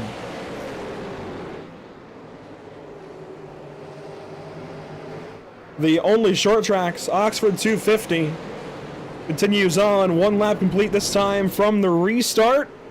Across the speed shot, 1 around, I think. It's Trevor Edwards slow in the back. No caution for the 32. He was actually off the racetrack. He gets back on.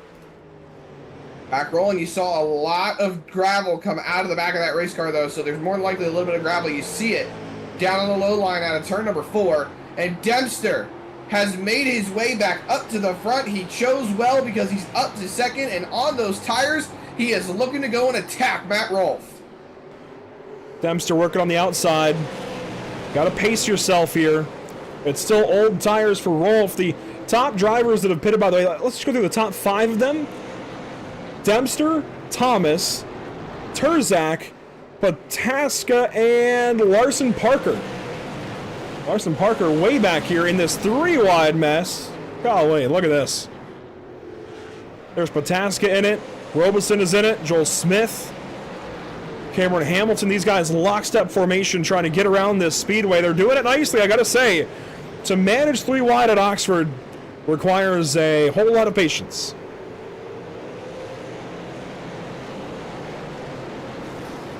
Here comes the Canadian, Parker Traves. To the outside.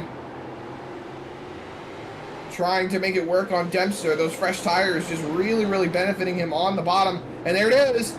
There it goes for Dempster. To the inside of Matt Rolfe. This is the fight for the lead. Now they're doubled up. First, second, third, and fourth. You've got Thomas, who has moved up into the 5th spot. You talked about him, Andrew. You talked about his climb up to the front of the field. He is sitting here watching all of this unfold as Dempster takes over the race lead from Rolfe. He is well and clear to the 1st spot. Yeah, Alex Thomas was looking good even before, from 27th to 16th when we checked in on him last. Here he is now with a tire change. He is into 5th. And that'll soon be 4th, I think. Parker Traves looking anemic on the top side. McCullum's still looking good. He's one of the top drivers on old tires behind Matt Rolfe.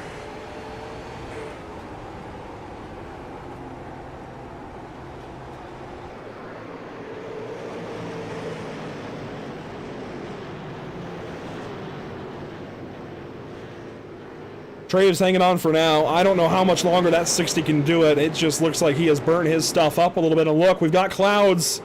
That brings the track temp straight down. The couple of cautions I'm sure helped as well, Zach, but it is still not a cool race for these guys. I mean, it's cool, right, in that we like it. It's awesome, but it's not exactly a cold race, that's for sure. What's cold? I don't like cold. It's still summer.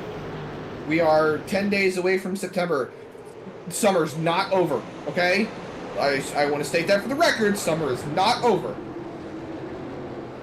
Yeah, I'm not going to agree with you on that one. I mean, summer, no, it's not over, but bring on fall. Here we go, 3 wide. Dickinson down low, Larson Parker up top, and Colin Murphy way up there. Parker's actually the middle. Steele Langford, is he going to get to the inside of Murphy? Yes, he will. Colin Murphy still is not pitted. There's also a 3 wide back here with Vorndran, Smith, and Robeson. So multiple 3 wide fights around the track right now. Here's one of them. Up to the other one. Pataska now underneath of Langford, underneath Murphy. 3 wide up here again, maybe, as Matt Rolfe starts to fall backwards. McCullum to the inside. That is for 2nd spot. Alex Thomas down there. Here comes Kyle Terzak. Despite the small incident with he and Trevor Edwards earlier, caution. It's Kendall Tucker. You know, I have to think, Andrew, have we seen more caution so far this race than we even did in the last Oxford 250? It feels like it. It feels like it. It still is not a ton. I think this is what, yellow 4? As, Matt Vorndran. Oh, man, 0-0 on 0-0 contact. Joel Smith. And I think that was Cameron Hamilton. Look at it here. Matt Vorndran in the purple 0-0 gets up into Kendall Tucker in the blue and orange 0-0. And then Robeson right behind has to do some work to miss it. And Smith as well. Some big misses from them.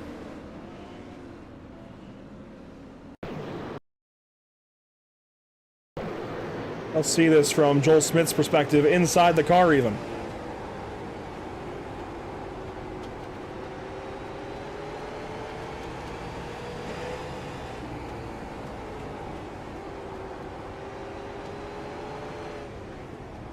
There's the miss up the racetrack. I mean, might have scraped the wall ever so slightly, but good job by Joel to miss it. Back to the left. Gets through the crash, certainly, along with Connor Robeson. A lot of pit stops under this yellow, Zach. I can't even make sense of it all yet because of the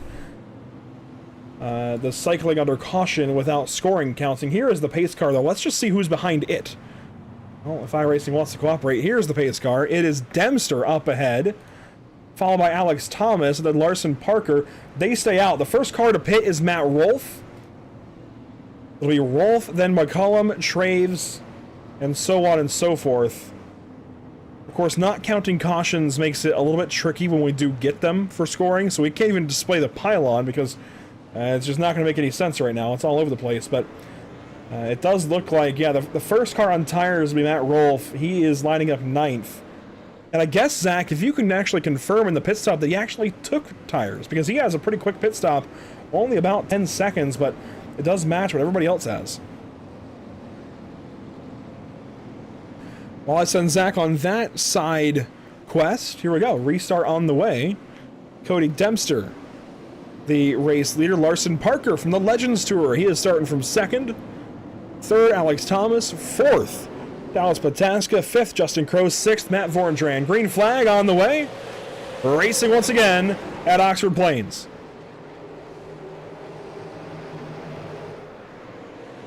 Matt Rolfe way out yonder. 4 wide at Oxford Plains. Matt Rolfe on top of it all. Chris Shepard gets out of the way. They survive. 4 wide again. Drunowski, and I think that's Terzak in the middle. Contact, Edwards spinning. Watch out, everybody. We're going to wad him up. No caution yet. It's got to be on the way, right? No yellow. Let's see that again. This is the end of the initial 4 wide. Then you see it spark up again. Terzak went way up there. Drunowski gets underneath him. Langford on the outside, but watch the 32 here. Trevor Edwards. Traves gets into his left rear. It was netcode again, and then here's the damage. Cowell gets a piece. Dickinson, Petter, Shepard, I think, is hurt out of that. And we keep it rolling, no caution. For the Justin Crowe spin to have been a yellow and that not be a yellow, that's huge. That's a yellow. Caution is out. Cameron Hamilton around. And I was about to say, Andrew, just about everyone in the box took 2 tires. It looks like Terzak took his left side tires. Yeah, 2 tires across the board for just about everybody. Some of them taking their lefts, others taking their first sets of rights. That's the spin for Hamilton. Looks like maybe some contact there with Colin Murphy in behind. Another look coming.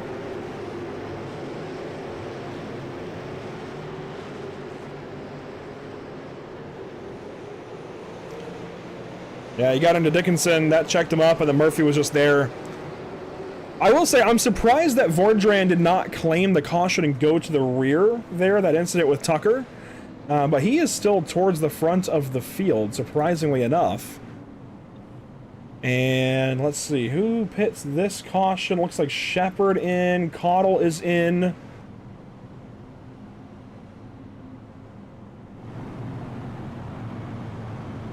Shepard makes a lot of sense. I think Caudle may have just towed.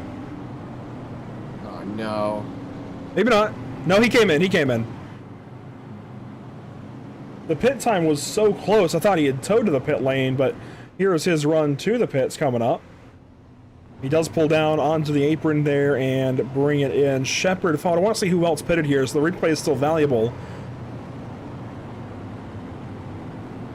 Yeah, so there is Caudle coming in. He's got right rear damage, and then Shepard in at the same time. I think that's it. Yeah, nobody else really came in under this yellow. Out of a calm pit lane for once. Here we go. Restart on the way. A couple of cars out into the dirt. Green flag coming up. Dempster, Parker, your front row. Green flag again.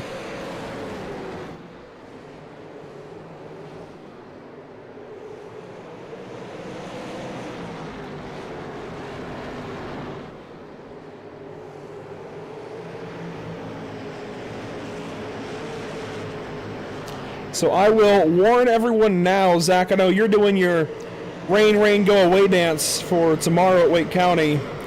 Unfortunately, we are seeing some weather in the Catawba County area, and it is around me. So heads up, if for some reason you lose the broadcast, all of a sudden, that's the culprit. Ruh-roh, Raggy. We should be okay, and I probably just jinxed it, frankly, but rather say something ahead of time versus not. Battle here for second. Thomas on the inside of Parker as you watch the first few laps of the restart get underway.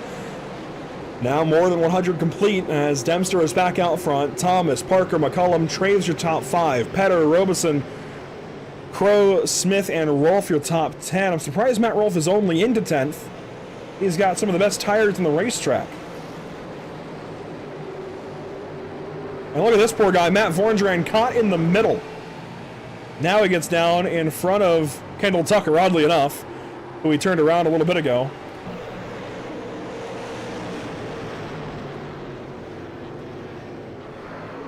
And now Tucker gets him. Save it, save it, save it, Matt. He does. Much to his own detriment, but that's better than spinning the car out. Keeps it on the apron and the pit exit right there, and he's going right to the back. Oh, baby, that was close. Matt Rolfe heading backwards down to 11th now as he races with Justin Crow here. They get down to 2 wide. Joel Smith down low. Or, well, low of where the zero's going, but he's in the middle lane, the top of Mitch Dranowski. Dranowski down low as now Rolfe looks to the inside. These guys can't make up their minds. And yes, Matt Rolfe will fill the inside there and make it a sandwich of Joel Smith and Justin Crow. He gets clear of Crow, gets down to the bottom here. Maybe not. Just cross your fingers and hope for the best at this point. You're asking a lot. For you to cross your fingers? No, for hoping for the best. Oh, come on. Here we go. Battle for the lead. To the inside, here comes Alex McCullum. It's been 109 laps. That time is 110 where he gets the lead away. Racing with Cody Dempster for the top spot. The nose ahead briefly. Staying wheel to wheel, door to door. McCullum the launch out of 4, and he leads that one. And is clear. Alex McCullum on top. Right, Larson Parker trying to hang on to the outside lane over Parker Traves and Tracy Petter for that matter. Rolfe is moving up. He's now right behind this little fight as Robeson slides back. This is all now behind your race leader of Alex McCullum. It took him less than half the race to get up to the top spot. And I don't know that he'll be looking back anytime soon. He's got some of the best tires in the racetrack. Obviously, a lot can still happen here, Zach. We've seen it happen before. He has not won all the races here, but he certainly is very, very good as Matt Rolfe does some blinking. You don't want to see that out of Matt Rolfe, especially at this track. I know he wants to do good. Still stuck up on that top side. Parker ripping around the top as well. Well, you've got Larson Parker and Parker Traves. You know, it's funny because with them running so close to each other, it reminds me, do you remember the show Celebrity Game Night hosted by Jane Lynch? No. Well, dang.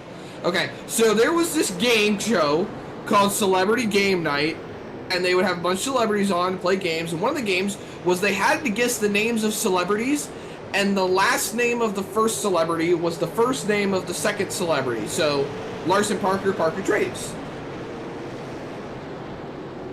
Well, there you go. Definitely confusing for race control at the moment, I would have to think. Even confusing for us to a point. As there you see most of the field. We're approaching halfway here. Zach and Rolf nearly gets into one of the Parkers. That's Larson Parker, not Parker Traves. As you can see the gap that McCollum has put on these guys. I think Dempster is starting to get after it a little more. He's trying to chase him back down, but it's just not happening. It is not. This is one of the cooler views, I think, in our camera pack here. Just high love, watching these guys circulate. As we've got ourselves a fight for the third spot. 3 wide. Here we go. Parker Traves on the outside of Alex Thomas and Tracy Petter. Don't worry, no Parkerception in this little fight. Parkerception? Have you seen Inception? No. Buddy, you need to go watch it. Is it a horror movie? It is not. Discussions for another time, then. Battle for third. Petter down low. Thomas in the middle. And Parker Traves just might clear them all. He nearly does. He's clear of Thomas. And does get in front of that 54 car.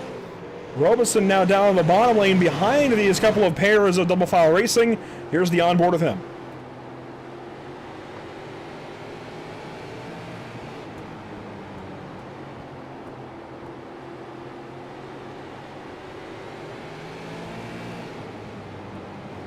By the way, slot in line. I don't see Steven Oberstadt. He was our potential guest broadcaster. As there's a caution, it's Kyle Meyer, it looks like. And more involved. Brad Carpenter up there and Matt Vorndram. Well, we are just getting into the halfway part.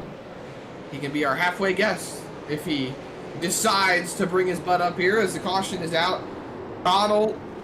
Just gets tapped and everybody starts getting into each other. Caudal chassis violence here. Not ideal for them. Kyle Meyer, one of the shop drivers, and he's right behind the Black Magic Performance 00 of Kendall Tucker. That checks up into turn 1. Caudal tries to back out, makes contact anyways. You see him stack up. Hamilton, Dickinson. Roush got checked up. Vorndran just takes it off into the dirt briefly.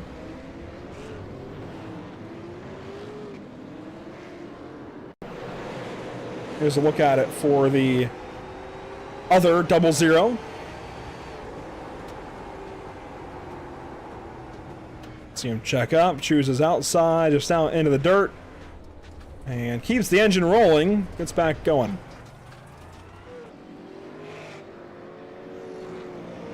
It's good to see Matt at least staying mostly out of trouble. I know he got into it a little bit ago with the other 00 a couple of times, but here we go. Dickinson taking left sides. Pataska also taking service. And Crow on the pit lane here.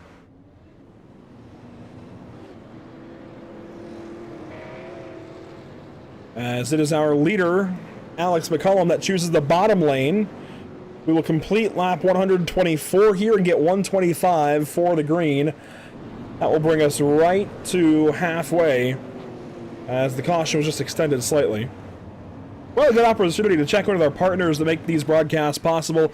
Ourisman, Ford of Manassas, Crow Sim Shots, Only Short Tracks, Privateer Race Products, RJW21 Management, Shug Steakhouse, SimRatMarket.com, and Throneburg Construction. Next caution after halfway, we'll have a word from Ourisman, Ford of Manassas as to some of their specials that they have going on. We'll check in with them here shortly.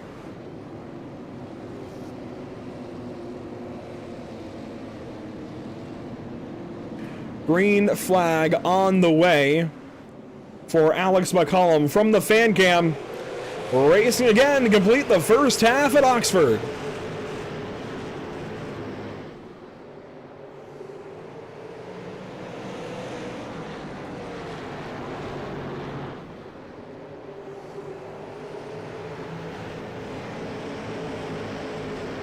First lap complete. Parker Traves right on him. And that is halfway down, halfway to go for McCollum and company. Sideline still rolling to the best of its ability as Petter makes it work on the outside line. He's still holding tough next to Dempster. He's not clear yet, but I think give it a lap or two more and he should be able to get clear, as Steven Oberstadt has finally joined us here in the SARA booth. How you doing, buddy? I'm great. Happy to be here, man. This is high rent area. Hard to get in. I promise our bouncers weren't that rough on you, but just over halfway complete in this Oxford 250. I know you've been watching along. Only Short Track's the presenting partner of this event, so you've kind of got to watch along, I feel like. Any thoughts so far as we hit this halfway point and keep digging? I love this racetrack. It's a lot of fun, especially when the green flag stays out. It really widens out nicely. It seems like we're always, criticizing tracks for being one groove and stay on the bottom and then everybody moves to the top. But you can really move around here, so it's fun as long as it stays green. Yeah, and I mean, we've got a long ways to go still. The track temp has been pretty hot so far in this race, back to 100 degrees. It is fluctuating a little bit. As a driver, how difficult is that to cope with when you've got these higher track temps, but a long race with very few tires to put on the car? Yeah, it's one of those things where you gotta kind of, especially with all the tire strategy going on, you gotta kind of, it's almost like a Darlington where you gotta race the racetrack and, kind of ignore what's going around you in terms of cars and just run your race, take care of your stuff, and hopefully have enough at the end, and hopefully your strategy and the caution fall the way you want. That's Steven's way of saying he's kind of slow, people. Wow. Well, I definitely wasn't quick enough. I kind of got the hang of it in the heat races and everything, but I short run speed, I'm not a hot lapper. I need longer laps, and I can. When you're as slow as I am, you're good at saving tires, so it typically plays to the longer races. But yeah, definitely a little slow at times, but at least I don't wreck multiple people in a heat race, so I got that going for me. Oh boy. Well, I'm curious. You're getting an advantage here because we're doing it mid-race, Steven, but as we bring you in, we did have the drivers that we interviewed earlier, and even Zach Murtis, do some win picks. Now that you're here, Wow. I can't take the win pick of his out of Justin Crow, but I can take his name out and ask you who you've got to win.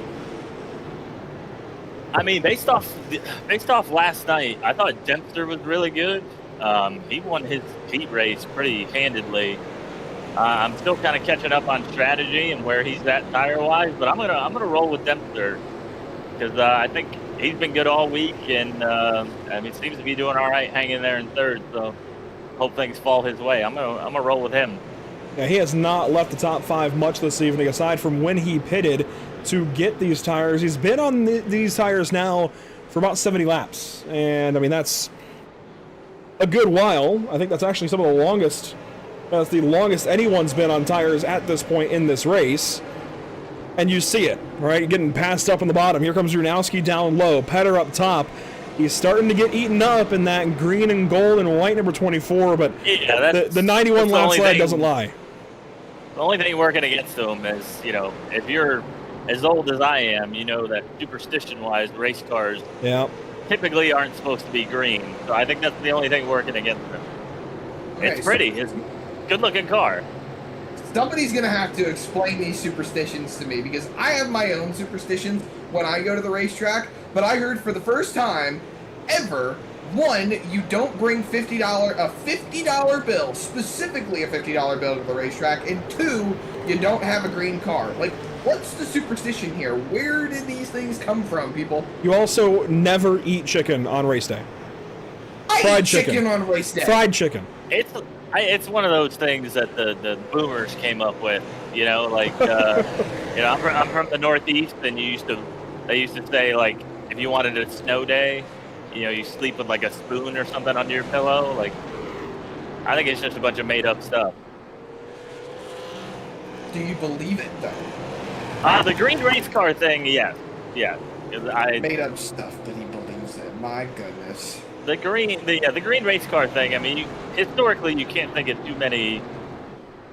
I'm sure I'll be disproven, but you can't think of too many race cars that I'm did actually really well and were green. I'm surprised that the green superstition isn't more common knowledge, because it was Gaston Chevrolet who was killed in a green race car in California in 1920. He's won the Indy 500, but he goes to this California board track in a green car, and he gets killed in a racing incident. And he's not the only one. There was a 1910 Syracuse crash. Lee Oldfield was killed at the New York State Fair in a green race car. And so just from the beginning of racing in the early 1900s, people just did not like the idea of a green race car as a result. But I mean, you've seen plenty of very successful green race cars over the years. I can think of the Skull Bandit in NASCAR. I can think of Aston Martin. Anything they run typically has gotten their British racing green. Plenty of green race cars have been successful. We're talking about America. Okay, what about one that comes to mind is Kyle Busch at Darlington in, I think, 2009, the Indiana Jones car. That was a random one-off, and he had green on his other M&M's paint schemes, the Interstate Batteries cars, for example, too. That was a random one-off that was heavily based in green, and it won. Whoa! Hang on. Oh, well, we got a little kiss there. Yeah, Langford giving a shot there to Jurnowski. Just a little love tap. He didn't give him too big of a tap, just a little love tap. Let him know he's there. A fun and useless fact is Steele Langford is one of the few people that I've actually met in SARA. I met him at Charlotte Motor Speedway a couple years ago. The fact nice guy. that you didn't meet either of us when we spend a lot of time at Charlotte Motor Speedway. Yeah, but we don't usually go for the NASCAR weekends. Yeah, I'm still newer in the neighborhood, so we'll get to it. I used to live in North Carolina. Now I live in South Carolina, so I'm not as I didn't go to the 600 this year for the first time in forever. You traded North Carolina for South Carolina? What a downgrade, man. Well, you know, money talks. You suddenly got to buy a lot more. You suddenly got to buy a lot more suspension parts for your car down there. Well, man, yeah. You decided that you wanted to go from all this in North Carolina to the bad side of 95, to the bad side of 85 too. Hey man, if they pay you more money, I'd go to Alaska for the right amount of cash. Yeah, you're gonna need more money for all those potholes you're gonna be running through. Well, that and, you know, kids and women. You know, my wife's she likes to buy a bunch of stuff on Amazon, making sure I watch my language accordingly for your broadcast here. I will say, South Carolina does typically have slightly lower gas prices. That's my one silver lining typically. If I have to travel down to a race down there, it's like, all right, I know gas will at least be, a dime or two cheaper per gallon. Less so now. Taxes were changed, I think, in like 2019 or 20, as Langford gets a little free there off of turn 4. He's struggling right now. He got into Jurnowski a few laps ago. I mean, they saved it, but his car seems to be burning those tires off. And we talked about, who was it? It was Dempster. Yeah, Cody Dempster having old tires. He's at 89 complete. Alex Thomas, 89 complete, now 90 for each of them. Also on that number, Kendall Tucker. They have some of the oldest tires in the field, and a lot of these guys are only taking 2 at a time. Steven, obviously, if you take 4 here, you're going to lose a little too much time. Might not get it all complete during one caution. Do you take less first and rights later? What do you do there? It's interesting. The super strategies I'm not as privy to, but it seemed like the other night, everybody was really worried about the the tire wear on the right sides. So I don't know what the right answer is. Obviously not. Otherwise, I'd probably be in the race rather than talking to you fools. But here we are. I will quickly shout out. It looks like my man Cottle is making a little rebound here. He's back up to 13th after getting beat around a little bit. Yeah, he was in the pit lane for a good long while. He's been at the back of the field a lot tonight, only as high as 6th. Finally getting back through. Got 3 different trips to the pit lane. A lot of this field only has 1. Carpenter and Meyer, the outliers there, they have 4 trips apiece. He is chasing this gaggle of race cars with Colin Murphy, a points leader, and Larson Parker. Steele Langford and Tracy Petter still racing. And by the way, the $50 bill superstition, thanks to Logan McNitt out in the YouTube chat as Langford just clears himself off the left front of Petter. The $50 bill controversy and superstition actually began in the 60s. Joe Weatherly was killed in a crash with 2 $50 bills in his pocket. And then when Dale Earnhardt had a crash, a more serious accident of his, he also had a $50 bill in his pocket. That was not one that took his life. That was not the Daytona 500, thankfully. But yeah, it just are dark. I've had it say now 4 different drivers killed in racing events. It's part of it, unfortunately. We're really killing the vibe here. I guess my question is, are they keeping cash in their racing suit? I guess. I don't. You don't. Zach, because that's what gets you into the gate. Well, yeah, but like Racing on a budget. If you want to sponsor somebody in racing, let's stack up Zach Murtis' pockets a little bit. Well, that was the problem. That's why I didn't get in last night, because he didn't want to sponsor me. Look, man, I needed that extra dough to get a little speed. Steven, I'm gonna give you a lesson that I learned very early in my racing career. When negotiations are going on, you don't talk about them in front of an open camera or on an open mic. That's how I apply pressure. Well, Zach, Get the fans behind us. Zach, empty your pockets. If you had sponsored him, he could have gotten the Owen Morgan setup special. Oh my goodness. Well, Murtis Esports is currently considering all of our options and all of the drivers that are currently trying to enter the program, and well, you know, we need to come to a very informative decision and figure out what we want to do. And you can tell that I'm just dragging it out at this point for comedic effect, but we're working on it. I really thought after taking tires, Matt Rolfe would have made a little bit more move forward, but just watching the ticker here. Now, I've got the race stats, and then I'll circle back to Rolf here in a second. 87.5 miles in this race. Now, that's iRacing's calculation. Tracy Petter gets down into the door of Colin Murphy, saves the race car, and Larson Parker gets through. I'm sure these guys chirping on the radio a good bit, but 6 cautions in this race. That's all fun and dandy. Not too bad, honestly, considering nearly got 200 complete. We have plenty of time remaining to get this race in. 75 laps to go the next time by the stripe, but I actually did my own math. I mean, Oxford is 0.37 miles, right? That's what I know it as anyways. iRacing's numbers sometimes are a little bit different. iRacing says 87.5 miles.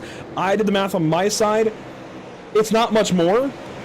92.5 miles. This race isn't even 100 miles long. I don't know why, but that boggles my mind. But to run through the field a little bit, as you mentioned, Matt Rolfe dropping down the order, we have been green for a while. In fact, over 50 laps. We went green at the beginning of lap 125. It's now lap 178. It's been a little bit. You jinxed it. I'm sure a lot of the field would appreciate that right now, Zach, considering they're about to go a lap down here soon. There is Matt Vorndran, and McCullum is in his mirror. Well, new paint for Matt. Yes. I'm a sucker for purple. He must be paying attention to the broadcasts. Well, yeah, the big P on the hood would suggest such a thing. He didn't run it last night, though. No, he did tell me, I think, today that he had a new paint scheme I had to look at. And I do quite like it. He's stuck behind the 2 all-blue cars, though. Crow and Dickinson. And they're about to go a lap down. McCullum is on their bumpers nearly. And not too far ahead. I mean, Terzak is in range potentially to lose a lap here if this continues on green for a little while longer. That's out of the ordinary, I'd say, for him. I know he gets a bad rap sometimes, but he is usually quite quick. Tonight, a little bit off for him, which is surprising as well considering who he runs for. He's actually running with one of his teammates, RKM, Ryan Kuhn Setup Shop. I'm surprised these 2 cars are this deep in the field. And frankly, they have some of the better tires in the field. Yeah, that's kind of interesting. You rarely see Terzak outside of the top 5, top 10, unless he's wrecked or wrecking. So we'll see what happens, I guess. A lot of race left. Especially on an RKM setup at a New England track, as Vorndran will lose a lap here. McCullum will go by. So as we get into some lap traffic, before we go too much farther, I do want to get in that quick word from our partner with Ourisman Ford of Manassas. Bear with me. this initially, when I go to this, I don't know why, but OBS is not letting me change the size of the video. So we're just gonna actually, instead of go to side by side, we're just gonna play it for you. We'll be right back. Okay. Yeah. It's the Ford End of Summer Sales event going on right now at Ourisman, Ford of Manassas. Get 0% financing for 36 months and 0 payments for 90 days, plus 0 maintenance for 2 years, and an additional $1,000 toward your down payment on your new 2026 Ford F-150 or Explorer. Now that's a summer deal. See why we're the #1 Ford dealer in the Washington, D.C. region, and why our customers say it's outstanding at Ourisman.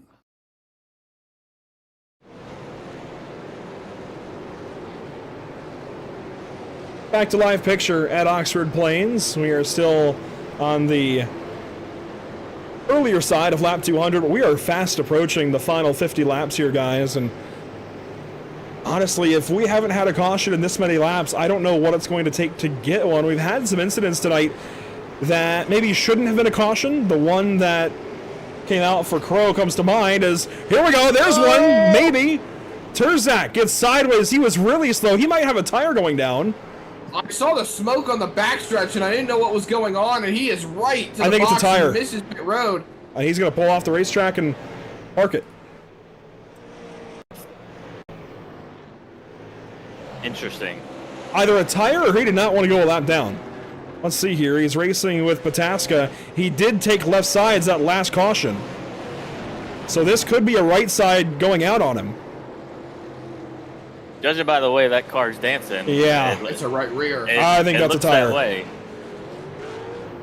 Yeah, and when he got back to the gas, it immediately came around, waits on McCullum, and then just pulls it down to the front stretch. Honestly, for what he was handed right there, that's probably the best way he could have handled that. I think he could have done a little better. Dang, man. Here's the onboard. Yeah, I mean, it's... Oh my God, look at that. Look at that wheel. Gone.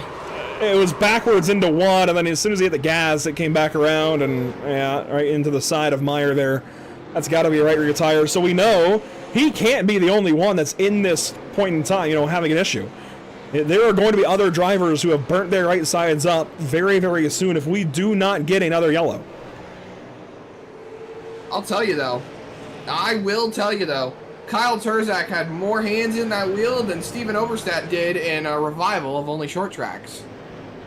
Golly. They raced last night. I know, but it took months for this man to finally say, hey, we're going to bring back one of the coolest late model stock car leagues that I ever got to run in, so I'm just saying. I believe the kids call that glaze. Moving on. Oh, contact there. Drunowski, a little bit of net code up into Dempster. Cody gets right back down on his door. This is a really fun fight for the third spot. You've got Langford and Thomas. To take Drunowski. He's like a sleeper. I mean, he's always seems to be running well in these super races. Yeah. He doesn't get a ton of TV time. He just kind of goes about his business. I'm glad he finally got a good paint scheme. That thing that he was running before was ugly. Very ugly. And I even told him that. I'm going to have to give him a full copy of our logo, though. I see he's got the tagline from our Facebook cover photo under the logo. And look, I'm not going to shy away from having the logo on the car. I've said it before, and I'll say it again. I appreciate it. You can just see it there under the Elite of Elite Performance on the left side door. You can also see the tagline down there. You obviously didn't give him enough money. That thing's tiny. Mitch, DM me. We'll figure that out. I will say, if we're talking about Mitch Drunowski and how much of a sleeper pick he is, let's actually look at the facts, okay? Drunowski has been a regular top 10 contender in a lot of the races that we have broadcasted, regardless of whether it was the Ourisman National Tour or previously when it was the old National Tour. He was constantly clicking off top 10s towards the end of the races. Now, his running position would differ on that. Sometimes he would run more mid-pack, and sometimes he would run a little bit further back, but towards the end of the races, he was usually in contention for top 10 and realistically top 5 most of the time. What you didn't see there, though, and I'll pull it up again, and then I'll let you talk here, Steven, not in the top 10 of power rankings anymore. Lately, it's been a slide for the 14, but as we know, that can also come from just getting involved in somebody else's crashes. We see that a lot. It's not always just your actual speed that goes into this, it's your results. And as far as finishing races, he hasn't really been there lately. No, I feel like he's a pretty steady guy in races, and this type of track and this style of race kind of caters to those guys a little bit, where you just kind of go about your business and, like I said earlier, just race the track, right? You know, don't worry too much about what's going on around you. Just try to take care of your tire and your tires and do your thing. So I'll probably jinx him. I am a big fan of, if you see on his left rear right there, Days Gone By. If you're a big vintage, not to give him free ad space here, but if you're, as he's about to get, ooh, that's close. If you're a big vintage NASCAR gear guy, check them out. I bought a ton of stuff from them. The guy Brent that runs that deal in Mooresville, great guy too. So I've gotten some cool old school NASCAR shirts and hats and stuff from them. He's about to get turned here. I've got some diecast needs, so if they've got diecast, I could really use the help. Well, I got a diecast plug for you. We'll have to get talking, I suppose. We near 40 laps to go here, and this race is starting to look like a runaway. If this stays green, I don't know that anybody touches the one of McCullum. He's already got 2.5 seconds and counting on Traves, and as the sun goes down there behind turn 4, the track is, it seems, cooling off still. I mean, up to 106. One more bout of clouds, we can bring that back down under 100, I think. And, I mean, Matt Rolfe right here about to go a lap down. He was leading this race earlier, and since we've suddenly just gone green for nearly 100 laps, these guys who were caught with their pants down as far as the tire strategy goes, they never had a chance to level back up. I mean, this is what races come down to, though. You need to be ready at any point in time for a SARA race to go green, and if you're in between, you know, left sides and right sides or whatever kind of tire strategy, you're taking a big risk. That you are, and you know, this race got off to a bit of a rocky start, and sometimes when rolling through these races, it is hard to gauge how the trends of the race are going to go, because when you get a lot of cautions to start a race out, and then all of a sudden you roll into a green flag scenario, you were starting to plan for more and more cautions, because, you know, as we say, cautions breed cautions. You just, it's part of that deductive reasoning. You're observing the trends of the race, you're finding out what's going to go on around you, and then you're kind of just formulating a plan about that, as these guys are fighting right here, right in front of Alex McCullum. That's Pataska and Meyer. Meyer on the outside, Pataska on the inside in that number 23 car. And as we roll through this, Andrew, we roll through these last few 35 laps of the race. Steven, you've watched the Pit Stop TV broadcast. You've been part of the Pit Stop TV broadcast on the driver's side. You should know by now that we're rolling up on NARL Driver of the Day. And Andrew, I think it's fitting that as a special guest, you and I both give up 1 vote each. So you get 1, I get 1, and we give Steven 2. What do you say to that? That's up to Steven. Yeah, I'll take it. I do have to say, I think this is the first race broadcast where I've heard the term deductive reasoning. Yeah, I was gonna say that's a big word for Elmo. Yeah, good on you there. Really, a lot of IQ points out of this Merches fella. Look, man, even a broken clock is right twice a day. You got to give me some credit. Driver of the day. I mean, I got a couple contenders. I mean, do you want me to go first? We may as well go ahead and do it, and we'll give you first pick. I'll tell you what, if you go first, then Zach to myself, and you go ahead and cap things off here.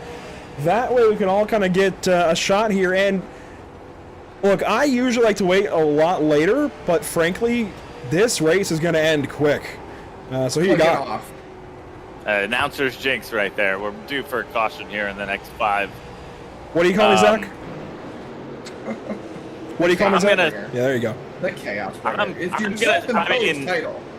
gonna get accused of favoritism, so I'm not gonna pick Cottle because he's rebounded well. I'm gonna, you know, we talked about him earlier. I'm gonna say Steele Langford in 5th. He's doing a great job. Kind of had some hit or miss finishes, I think, over the course of the last, you know, couple months or so. But I'm taking my man Steele here. doing a good job. I'm pretty glad that you picked Steele because I think I know exactly who Andrew's going to pick. You don't. Okay. I do, though, and you're up, though, so... No, I said on. you go next. Okay. Well, it's easy to pick the guys that are always up front, you know. Oh, he's not going to pick the guys that are up front, but I know who he's going to pick, so I'm going to leave it open for him. But I am going to take a pretty obvious pick, and I think we all know why we're picking him, but I'm taking Parker Traves. Oh, okay. I told you one, didn't I? No, I'm going off of what Andrew had said in previous broadcasts, is that we kind of expect this from Alex McCullum. We know exactly where to see him most of the time. He has done such a dominating performance day in, day out in different races, but Parker Traves is up 16 spots right now. He's hanging on to that second spot. I think he is a solid pick for driver of the day. I'm going to do, as I've been doing lately, some honorable mentions. And Steven, you might still take one, but I'm not going to pick Alex McCullum. He's got 100 and nearly 20 laps sled and counting. I'm not going to take him for the same reason that you just brought up, Zach. We expect this out of the guy. He's leading the power rankings. He's at like a record number in the power rankings. I'm not going to take the guy. But I do want to give a nod to, let's see, where'd he go? 7th place, Josh Cottle. Up 10 positions from the start of the race and a whole lot more from his lowest. As low as 24th tonight, he has fired back through, and I know you mentioned him, Steven, but I'll give him a mention here at the very least. And Connor Robeson as well, down here in the 11 car, 13 spots since the start of the race, and he's been kind of up and down, and we have not seen him run the National Tour yet. So congrats to this guy just getting up here with the big guys. He's looking good. He's run some Legends Tour races before, but has not yet run a National Tour race. Props to him. I am going to go for Alex Thomas. That's why I liked it. Connor Robeson's a great guy, by the way. Glad to have him here. Who you got for your second pick here, Steven? Second pick? I mean, I'm a big, like I said, bias. I mean, Alex Thomas is a great pick. I'm going to say here, you know, we talked about him earlier. Dranowski, just doing a good job. I gotta shout him out. You know, just finally, like I said earlier, got out of that freaking ugly green and black or whatever car that he used to have. That's a good-looking race car. He's doing a good job. And you never know. You know, we may get one of those C words. I'm not trying to jinx it, but he seems to be, I think he's got a couple more positions left in him. The North American Racing League Driver of the Day vote is now live over on YouTube. It is a mad dash for the third position here. Cody Dempster still hanging on over Alex Thomas. I will say I am shocked none of us took Dempster. And I want to give him a good mention too. Maybe we should have. If we could add a fifth option, I would. 91 laps led, controlled the beginning of this race. Looking back, I'm now shocked none of us took the green and gold 24. Something green cars are bad luck. Yeah, and wasn't he one of the first ones he pitted pretty early. 166 laps since his last stop. I didn't want to put a double jinx on him by taking him. Yeah, look at this. About lap 68, around that margin. Yeah. So he definitely pitted pretty early on, but taking a look at things overall, that's 24 still, going to the Joel beach Smith out just there. Went off track, way into the grass. He's gone. He has parked it. Yeah, he has parked it. Let's see if we can get a look back at what just happened to Joel Smith. Saw him on the outside of Cameron Hamilton there for a couple of laps, and then let's see, Matt Rolfe gets underneath him here. I think he took the elevator up and went one floor further than he wanted to. I believe it's this next lap around. One has to remember what Joel Smith has been taking on. Oh, it's dirt. And that's a whole lot more dirt. Yeah, he is right off into the sand to explore the Maine wilderness. Alt F4 is right there. Like I was saying, people have to remember what Joel Smith has been doing a lot lately. He is just coming off of a run out at the Cookout Summer Shootout in the Pro Division. He is basically the crew chief for his own car, plus his brother's car, who has just stepped up into a Legend car. He works extremely hard, and sometimes, I mean, you just gotta let it roll off your shoulder and take it as they roll in the iRacing.com sim. And I think at that point he was just like, well, this race is pretty much almost over. I think I'm just gonna head on out. Inside of 10 laps to go, it is clicked off in a hurry. Alex McCullum still leading, and he's about to lap Tracy Petter, who was in the top 5 not too long ago. He's now 11th, and that's how far up through McCullum has lapped. And we talked earlier about McCullum's season, winless to this point, knew that that wouldn't last forever. But we also knew it was going to take something pretty significant to hold him back from winning this race. He won it back in 2024, I do believe. He did not win it last year, though. It was Cole Cabry who won this race, and with that red 54 not in the field, the one right back to the top. And he's up by 5 seconds over these guys. Traves and Thomas now battling.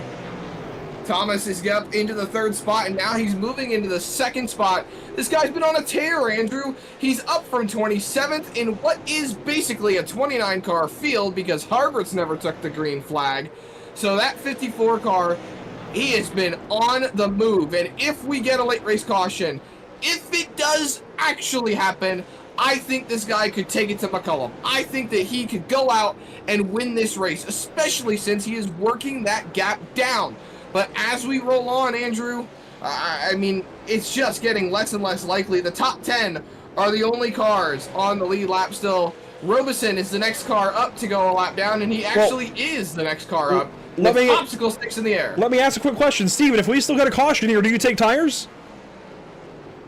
Absolutely. Absolutely. Oh my God. Why not? Why not? Why not? Roll the dice. McCullum looking slow these last couple of laps. His tires are falling off. Everybody's are. And he just needs to cruise back around. Less than a half mile to go for Alex McCullum. There is the white flag. No cautions now. One more time around, brought to you by Whiplash Simcams. And this time off of turn number 4. Winner in the only short tracks Oxford 250, Alex McCullum. The whole field will come on by. There's Alex Thomas, second. Crow out in the weeds. He's in the wall. He will come across. Crow will finish down at 18th. And there's the rest of the field come on through. The 6 car parked at 40 laps ago. Beautiful. We need that as ammo.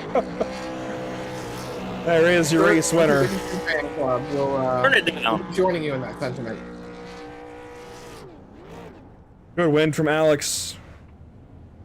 You know, we had all those cautions early and then just went green for the entire back half of the race. He was nowhere to be found early in this event. Lap 110, though, got the lead away from Cody Dempster, never looked back. That's just how Alex does it. And I mentioned earlier as well, the last few races of this national tour, he hasn't really charged that hard early and then just shows up late. He has the long game figured out, which, to be fair, Steven, I'm curious how you feel about this. Last season, when he made the switch from the shop over to Black Magic, it felt like they had the opposite. They were good short run, didn't have the best long run cars. That's when the shop would come back through.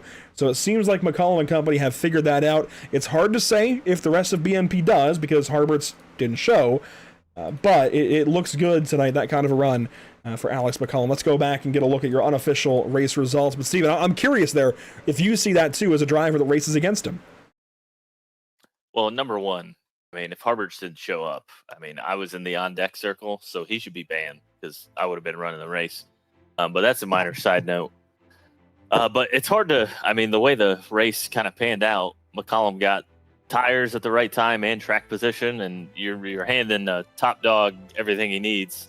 It's going to be pretty stacked against the rest of the field to do anything with that. So, guy's tough to beat, like you said. You know, no Cabry here tonight, so he seems to be a worthy adversary to McCullum.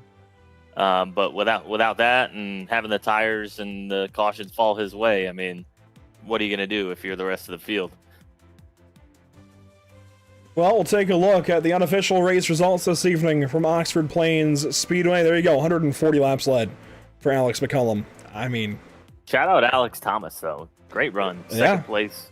Alex P1, Alex P2. Alex Thomas goes second as he is far and away leading the driver of the day vote. Still plenty of time on that. We'll end that a little after interviews, so plenty of time for those votes to roll in, but he is leading the way there. Alex Thomas second, Parker Traves third. We'll be talking to each of those three drivers at the top. Cody Dempster finishes fourth.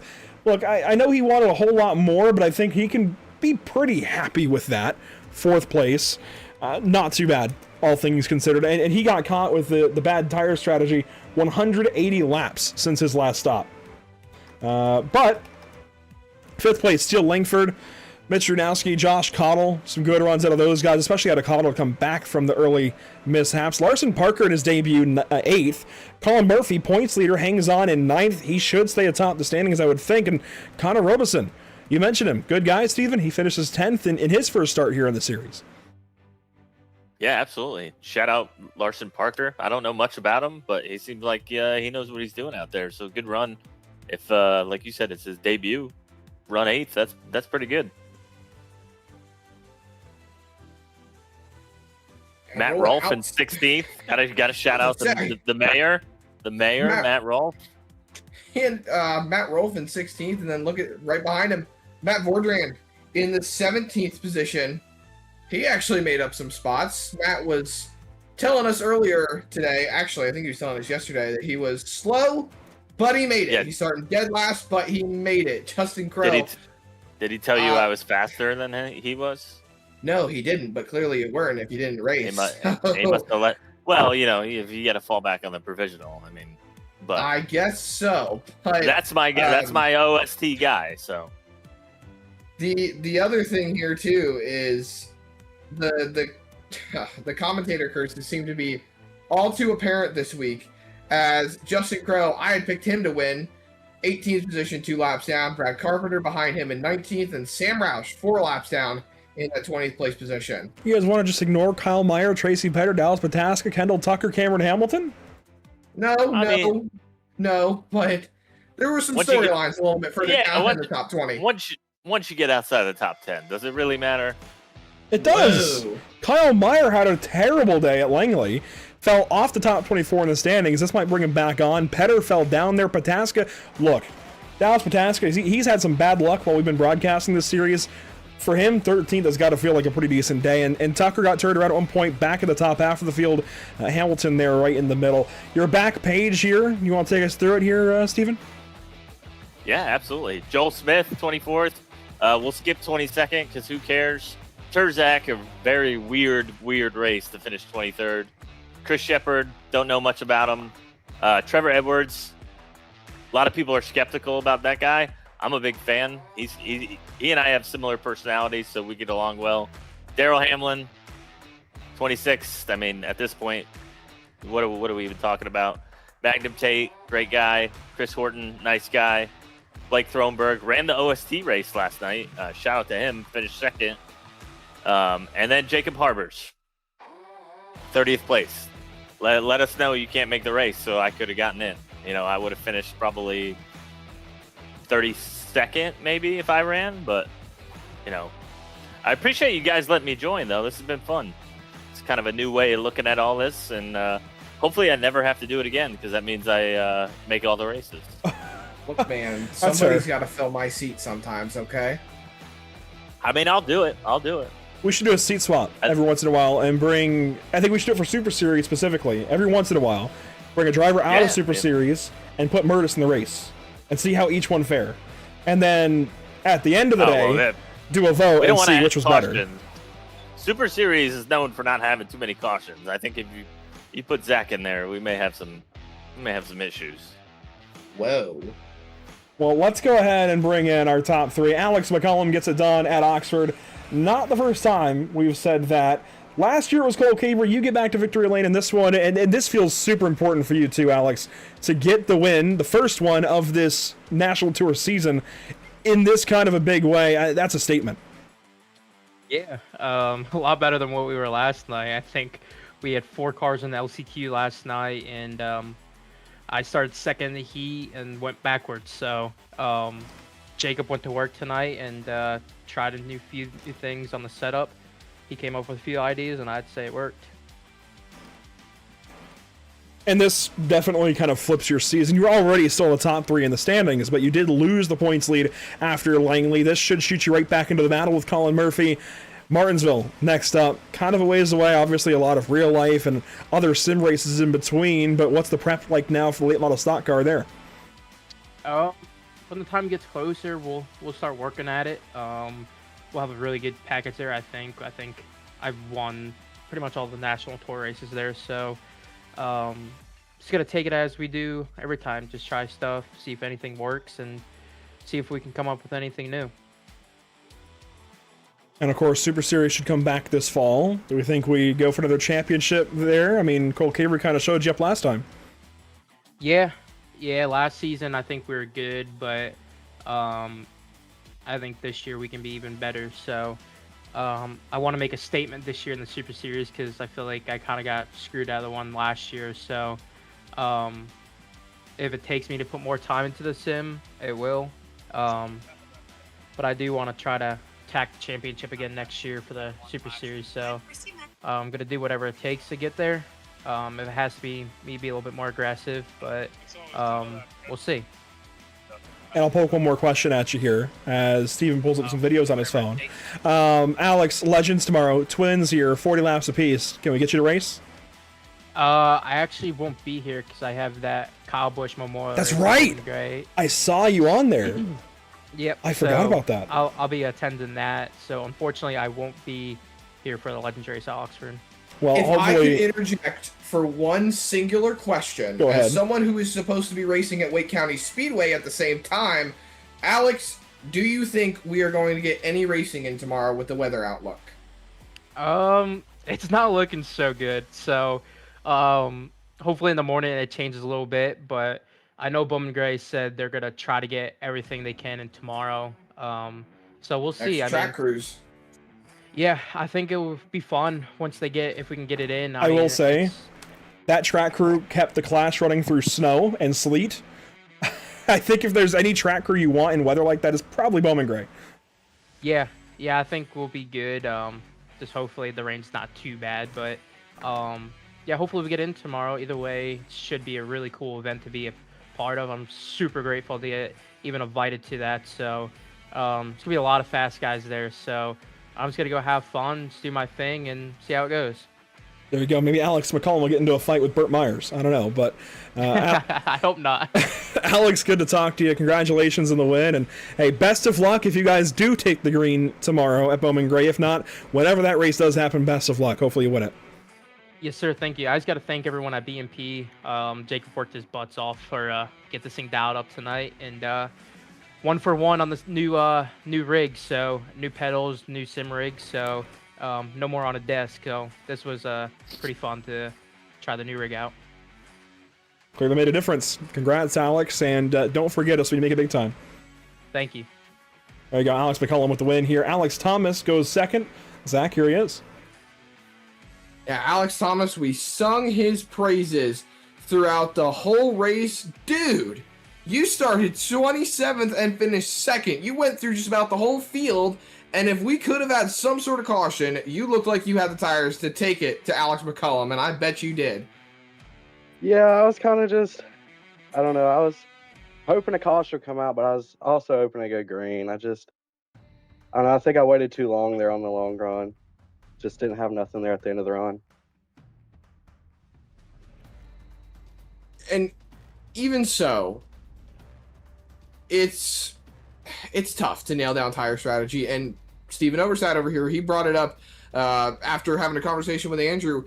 When do you feel like would have been a good time to go in, take your tires, and potentially utilize strategy to your advantage? And even so, do you feel like the left sides early or the right sides early would have fared better overall?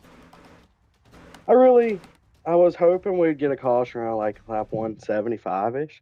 I think that would have been the best time for me. I think right sides would have been the move right there. I don't know. It's what could have been, but I was very happy with my speed tonight. Well, you made it work. You still finished second, and you're bringing it home clean.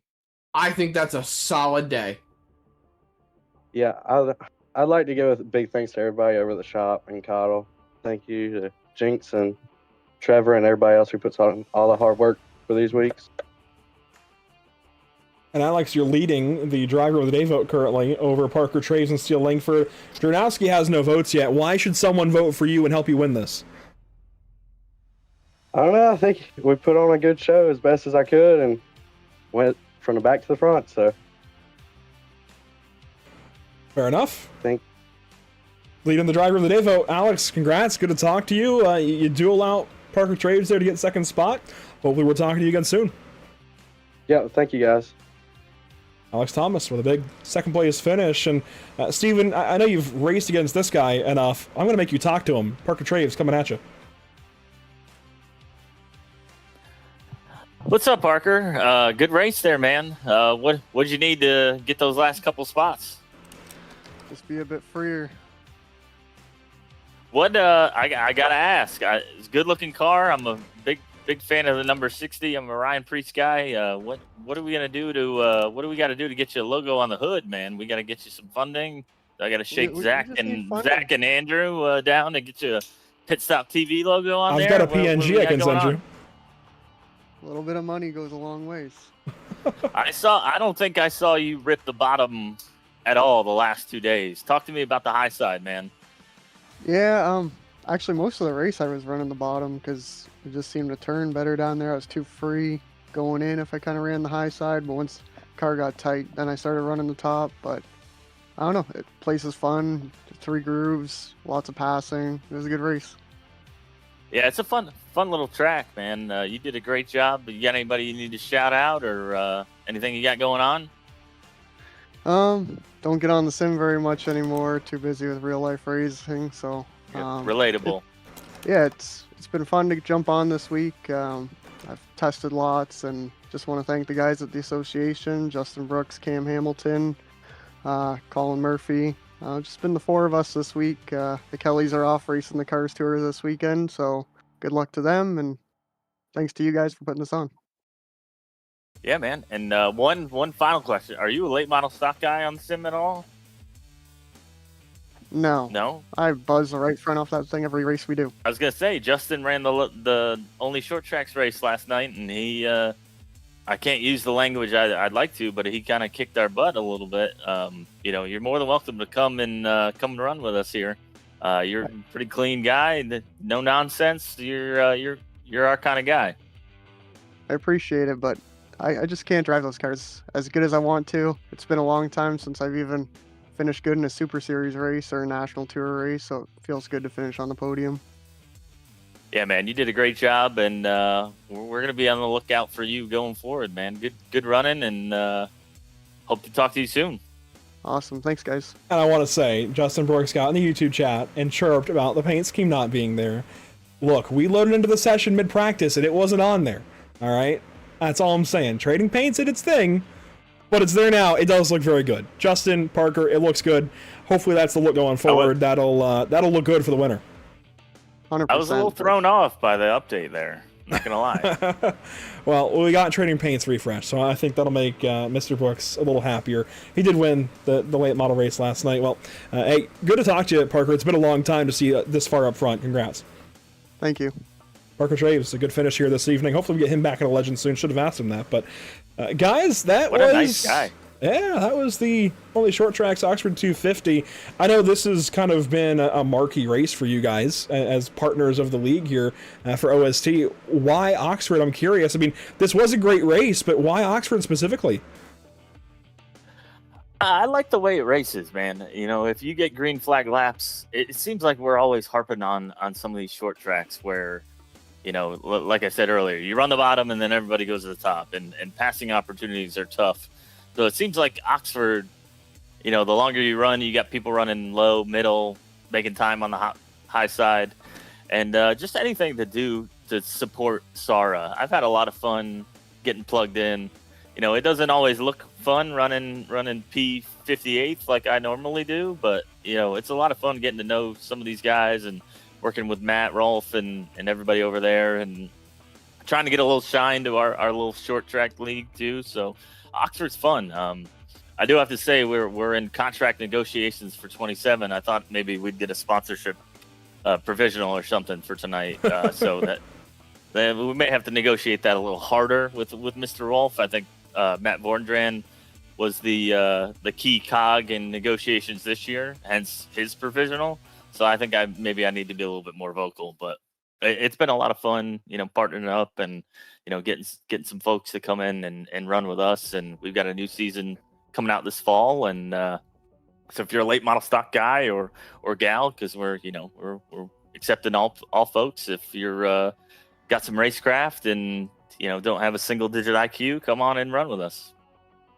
And I don't recall his last name for the life of me. Kyle Adams, that's who it is, over at Misfit. Misfit Racing League took part in this event this week. You have been in it the last 2 years now, Whiplash being added with the Legends. How cool is it for you as a league owner to get to work with SARA? I think one of, if not the biggest name, I think straight up the biggest name in short track racing on the sim. How cool is it to actually get your races here? I know we couldn't broadcast last night, but otherwise alongside this kind of event. Yeah, we'll talk about that too, going forward. But it's fun. It kind of starts to legitimize that. I don't even know if that's a word, but starts to make us, a little bit more legit as a league, and hopefully attracts the right people and gives us a little shine. I'm always trying to figure out ways to. I love running short tracks. I love running late model stocks, and I'm starting to kind of dip my toe in the supers a little bit. So any way that we can continue to just support that community. Because I know a lot of shine goes to the the cup side of things and the next gen and road and all that stuff, but I love short tracks. Only short tracks. That's what we're about. And any way that we can help and get more people racing, and then potentially connect them to SARA. That's kind of been the aim here.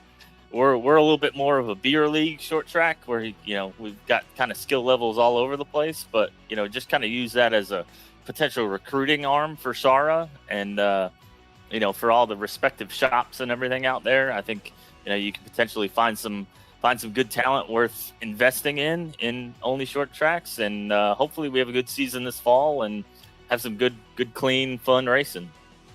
Yeah, I think it's a good catch-all for guys that would otherwise run Contender or do run Contender, but also maybe can't run Wednesdays, or if they're already in Contender looking for more late model stock time to push themselves to get into SARA's Super Series. Another good kind of series to go test yourself in Supers, not Supers, but late model stocks, and not just the officials that are pretty hit or miss. But let's go ahead and wrap this thing up and take a look, of course, once again at our partners here with the SARA National Tour, brought to you by, of course, Ourisman, Ford of Manassas. We heard a message from them. We'll have another one here before we get into our other ads at the back of the show. So thank you to Ourisman for having us here all season long once again. And Crow Sim Shots, Only Short Tracks, Privateer Race Products, RJW21 Management, that's RJ Williams. He's got a Crown Vic, by the way. If you're in the Hickory area or Tri-County area, check out those tracks and see if RJ is racing in his new Huffman Racing Radio's Crown Vic. He's a celebrity cool. now. Yeah, he's getting famous.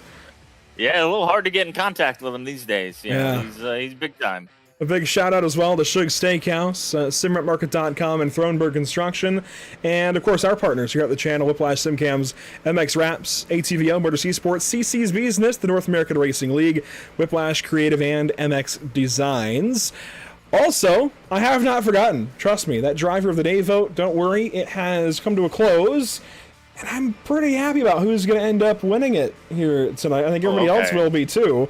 Is going to be Alex Thomas in the 54. If I can get back to where his car was on track, we'll show his car. Well there deserved. it is. Hey, you see the stat well line. deserved. No laps led, but from 27th on the grid, I mean, the very back just about, up to second. Only needed another caution or two, and maybe he could have got up to that one car of McCollum. So big props to Alex Thomas. Completes the Alex 1-2 here this evening. Zach, I know we've got our special guest in the booth, but I'm going to parry back to you as usual here at the back end. Final thoughts from Oxford? I think he fell asleep.